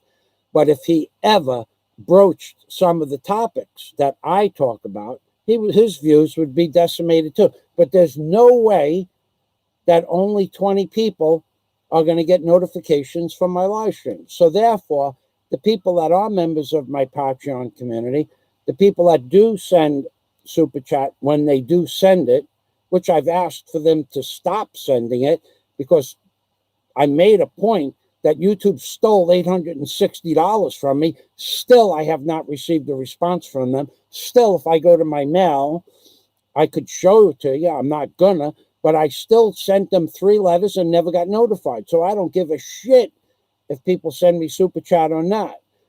I did get a new Patreon member. Thank you for that. But I don't really care about any of that stuff. But that's why people become members of my Patreon community, because they know I tell you what I believe to be the truth and what 99% over the last 10 years has been the truth. Where other people with 2,000 subscribers get 3,000 views on a video, they get 150 people to their live stream. How is that possible? It's possible. Well, I could talk about one particular live stream or 2 particular live streams. They get 100+ people to their live stream and don't talk about anything, really. They insinuate, they give ideas, they have opinions, but they don't act statistics. That's why they get 100 people to their live stream, because they don't have what it actually takes to do the truth on YouTube, or they don't have the ability to articulate, or they feel the need to have 100 people on their live stream, and they won't tell you the truth. They'll insinuate that something might be the truth. They will not. They refuse to tell you the truth. There are several people that get 100 people plus on their live stream that are only about blah, blah, blah and nothing else. So people that say, oh, why should you give anybody Patreon or Super Chat? Well, what about the time it takes for us to go out and make a video? What about the time it takes for us to buy the equipment to make the video? What about the time it takes for us to load the video? What about the computer? What about the camera? What about the drives we need to do all this work? We get Super Chat. We get Patreon members because of what we do behind the scenes. It takes time to do this. And everybody, even if they put up a completely worthless, nonsensical, stupid video, deserves some money for their time that it takes to put them up the video. Now, people that sit behind the camera all day, they take their time, the cost of electricity, their time to operate a computer. They deserve money too. I don't know, depending on their topic, what they deserve, but if people take the time to put out a video, put out a live stream, they deserve to be compensated for their time. Otherwise, why are you even watching them? You could be watching something else. You pay for your internet. In the case of my internet in America, it's $197 a month.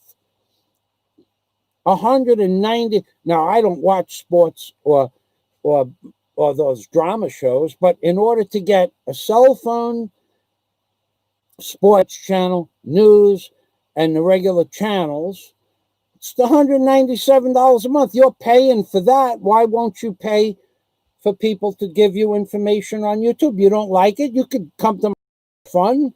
You could come to my channel, call me a liar. You could come to my channel and say anything you want.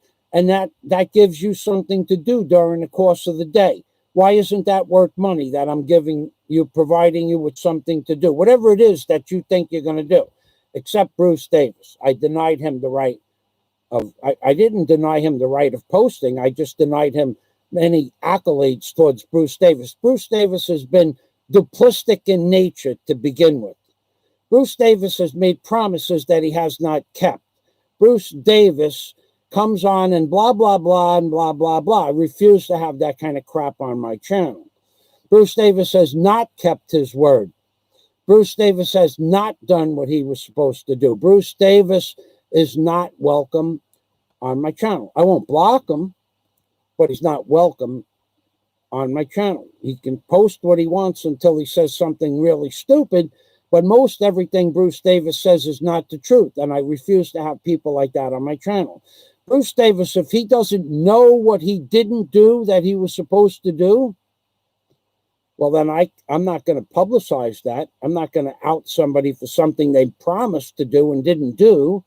But if he doesn't know what it was that he said he was going to do and he didn't do it, why should I tell him what it was that should know? I refuse to post what somebody should or shouldn't have done after they made not 1, not 2, not 3, not 4, not 5. Bruce Davis promised to do something 24 times for the last 3 months and never fulfilled his promise. And he thinks that I'm going to allow him a voice on my show. I'm not going to allow that. So I'll go back to my... So you people out there flagging my videos, you should know that no matter how many videos you flagged, 2 videos since January, when I went through my mail, 2 videos were removed for graphic content. I don't know why. They allowed me to reload them, but 2 videos were removed for graphic content. And I don't know if it was the music. I don't remember the email, but one of them was Daisy dancing. And she was a pretty damn good, energetic dancer. I wouldn't say she had Latin fluidity of movement, but you got to remember, Daisy did a marathon in the city of Bohol in Tagbilaran City, and it was a 3-hour nonstop dance routine, and she placed 4th and took the prize of most energetic dancer. So she didn't win the most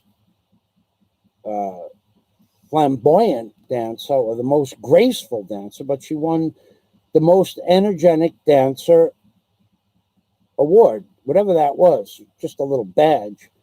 And she actually danced for 3 hours nonstop doing Zumba.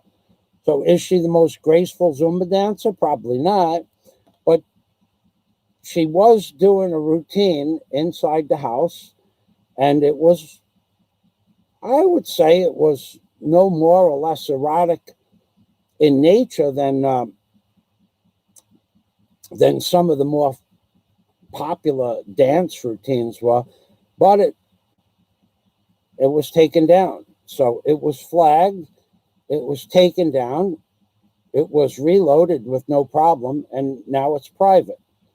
So they took down 2 videos. One was of Daisy dancing in a very sexual manner, and no strike. And another video, I forgot what the other video was, but I do know there were 2, and 4 videos have been flagged as age restricted. So if you think it's necessary to flag all my videos and go right back to 2012 when I started posting, and you want to take that time, I appreciate you going back and giving me the view.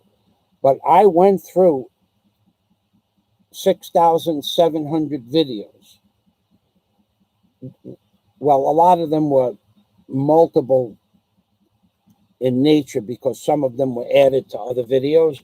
But I went through several thousand videos, and the ones that I knew were politically incorrect about Obama. Now, I made some videos about Mr. Obama that would rock your world if I posted them today. Get me a strike, maybe get my channel removed.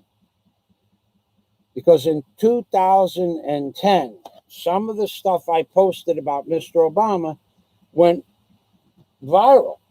And I made a fortune from Mr. Obama videos. Those, and some of them were getting through 3, 4, 5,000 views a day, 60, 80,000 views in a month. And I was making $80 a month from just any one video I had about Mr. Obama back in 2011. And if I took those same videos right now and posted them on YouTube as public videos, I guarantee you my channel would get taken down. I guarantee it.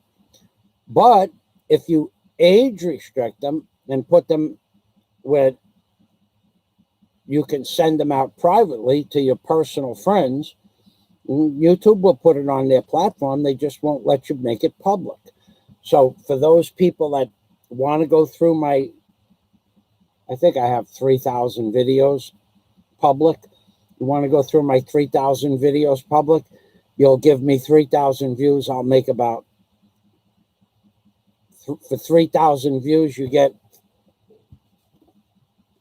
about 50 or 60 cents per 1,000 views. 50 or 60 cents, not pesos. So if I get 3,000 views this month, I got 21,000 views. I made $21 for 21,000 views. In 2010, if I would have got 21,000 views, 2011, I would have got about $120, about $6 per 1,000. It's between $5 and $6 per 1,000. Now it's 40 cents per 1,000. And if you think that I'm going to take crap on my channel from somebody like Bruce Davis, who's made multiple promises about a very specific thing, and not to me, but to a friend of mine, and then never kept his word, not going to happen. I don't give a flying crap about people like Bruce Davis making promises and then coming on so he can get FaceTime on my channel. He got his FaceTime, and I told him what he should have did, and he knows what he should have did. He didn't do what he said he was going to do. I'm not going to allow that on my channel. I don't have to allow it on my channel. I let him post. I ask people not to block him, but I'm not going to allow it. It's just that simple. It's my channel. Bruce, if you want to say something, say it on your channel or go to somebody else's channel. But don't make promises that you have no intention of keeping and then ask, how can I do this 15 different ways from Sunday, and then get explained and just waste the time and life energy of people to explain it to you 15 different ways from Sunday, and you never, ever, not even one time kept your word. I don't want liars on my channel. I don't lie to you, and I don't want liars in my inner circle as friends. None of my inner circle of friends has lied to me about anything that I know about. None of them. And they will say the same thing about me. So I'm not going to have some people I don't know. They may, that guy Deadlee, Deadlee, he knows what he's talking about. Apparently he's in the back, viewing from the back streets of, YouTube community. But he knows what's going on. He doesn't have a channel. Gary Kennedy, I love Gary Kennedy. He's been a good friend. But Gary will never. I'm going to give Gary Kennedy the ability to see the truth about a certain event that either did or did not take place. I'm going to give Gary all of the information that he can review himself about a certain event that did or did not take place. And I'm going to give them the name of that event. I'm going to give them the book that was written. And you're never going to hear Gary do a live stream on that topic, because Alex Jones did one live stream on that topic, and the channel got taken down with over 1 million subscribers. And nothing has changed. Now, me, I never did a live stream on that topic. I did some commentary on that topic when it was taking place. But shortly thereafter, I realized that any major documentary on that topic, especially now, back then it was all theoretical and what they call conspiracy theories, but now it's provable that an event took place or did not take place. Pretty much. Gary Kennedy, I'll give you that information. I guarantee you, Gary will never, ever, ever, ever, ever, ever do it. He could research it for months, but he'll find out that what I say is true, but he won't do a topic on that topic. He won't do a live stream. He won't do a video on that topic. Nobody will do a video on that topic. Even the topic from the video I just gave you the name of, the whistleblower topic, even that guy, even X22, will not go near that topic, because it is provable what did or did not happen. Most people won't go there. So, with that, I've been talking for 2 hours and 32 minutes. And I did have a 20-minute live stream that was removed because I said a bad word, not a curse word. I went against YouTube's algorithms and they shut my channel down. Actually, it was something in the title it was something in the topic matter I mentioned in the title of the whistleblower. So thanks, LaRue. Scott DelFuego, thank you for stopping by. Vince Webb, the DOD.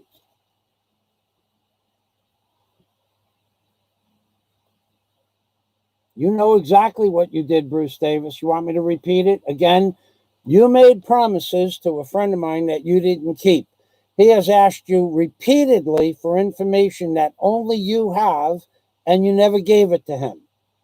Repeatedly, he has asked you for information. And you keep asking, how can I get that information? You have it in your possession. If you don't want to give it to him, that's your prerogative. That's what you did. Not that you didn't give the information, but that you promised you would give the information and didn't keep your word. That's what you did. You lied and wasted everybody's time with your lies. I don't like liars. And Vican 777, John Escape. We had let's see.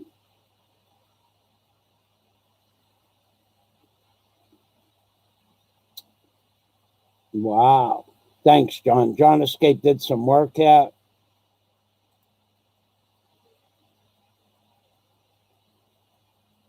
Oh, Gary said, now I'm talking shit. No, I'm not. I'll give you the information that you requested.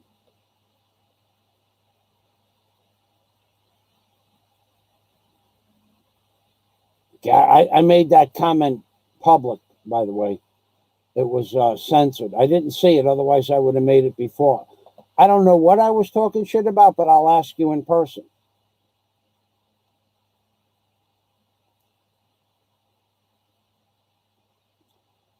You have so much of your information backwards. It has nothing to do with the Chinese. It all has to do with the global and the global banks. Okay, so what do we have here? We have the deep state is going to be a bigger challenge. The deep state. No, there is a deep state. There's no doubt about that. What do we see here? Oh, somebody somebody. Let's see, where are we? We're here. Let's see. Let's go down to the bottom. It says somebody. Andy Goober, 007, says thank you. Thank you, Andy Goober. Salamat. Thank you very much for the super chat. Thank you. If you want, I'll ring the bell. I will bust out. I'm gonna, being that it was my only super chat, and I do appreciate it. I'm gonna go all the way up, and I'm gonna get the pot of wisdom, and I'm gonna bang a pot for the Andy Goober 007 sevens of this world. Thank you. So thank you very much. I'm gonna go get that pot now. That's up on the shelf. The pot has been laying dormant for about 5 days now, but we will bang a pot because we just did take some super chat, baby, and there's nothing better than banging a pot, super chat.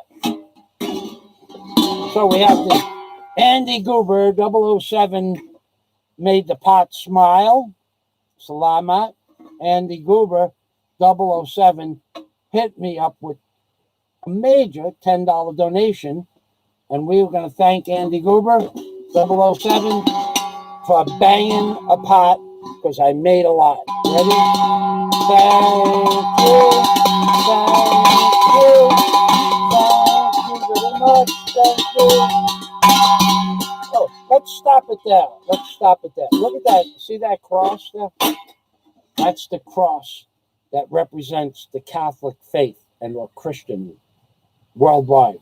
You people will give untold amounts of money. You will give all your property to the Catholic Church, which harbors, shall we say, people of questionable manners towards children. You people leave their entire estates and disavow their children and grandchildren and nieces and nephews in the name of God. You give.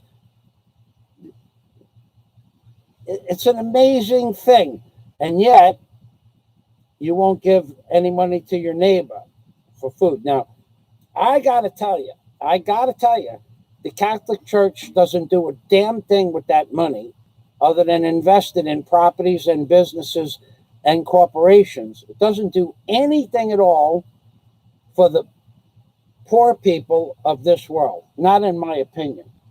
Okay, and I'll tell you why I make that commentary.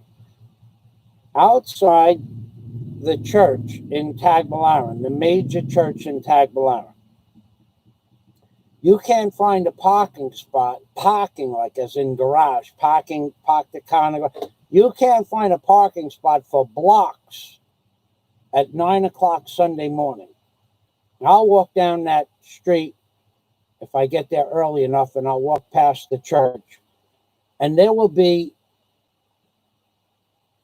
anywhere from 10 to 40 or 50 people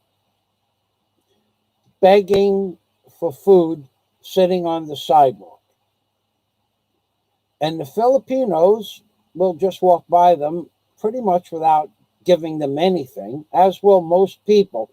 But more importantly, those same Filipinos that go into the Catholic Church will give their portion of what's called alms for the poor. But the Catholic Church itself will not come outside and give free food to the poor people outside. So you're giving your money to the Catholic Church, which goes wherever it goes. And it's all cash. So no one knows where it goes. I know where some of it's going. They've gone from 3 floors to 5 floors high. They've gone from being 150 feet wide to 400, 450 feet wide. And they've gone from just a small section in the front to now there's a huge section in the back. And they've put up a spire, one of those monolith spires, like they have in the capital of Washington, D.C., the Egyptian thing. And like in the Vatican. They put one of those up, and they just spend hundreds of millions, maybe billions of pesos expanding the size of the church, and yet they don't come out with some free rolls for the poor people. They don't even have a program here to feed the poor. Like once a week, we'll feed the poor. They don't have any of that, and yet the Filipinos give them a large portion of their salary. The people that own businesses and so on and so on, in the name of a God that, in my opinion, has nothing to do with God. Okay? So the Catholic Church is accepting money to feed the poor of the world, but the Catholic Church in the Philippines, I don't see much being done with that money in respect to go outside and feed. I mean, these are obviously poor people. I mean, they're not pretending to be poor. In another church in Bohol, they have. I went to a Good Friday Easter ceremony. Oh God! Oh my God! I'm gonna give you an idea what the Catholic Church's idea of charity is. Okay, you have no idea where the money goes to from the Catholic Church. So on Easter, Good Friday, Holy Mass in 2000. It was 2014 because I lived in a different place, and the owner of that property took me to the church. He said, "You want to see something? You want to see what a Catholic holiday looks like in the Philippines?" I said, "Sure." Let's bang a pot for Andy Guba, 007. Salamat.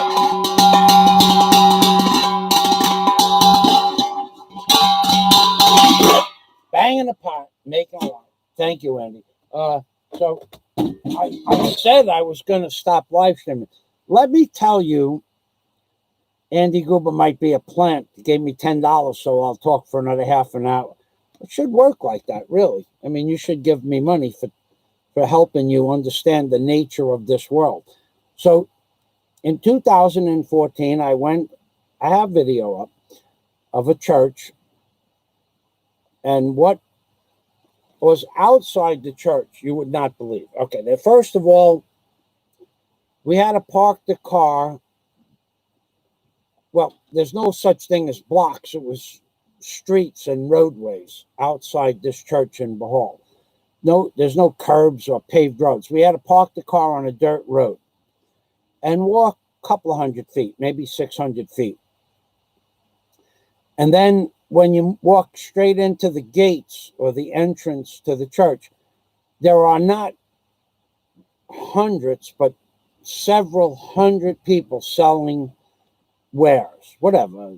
But most of them were selling candles. A candle, not much thicker than, hold on a second.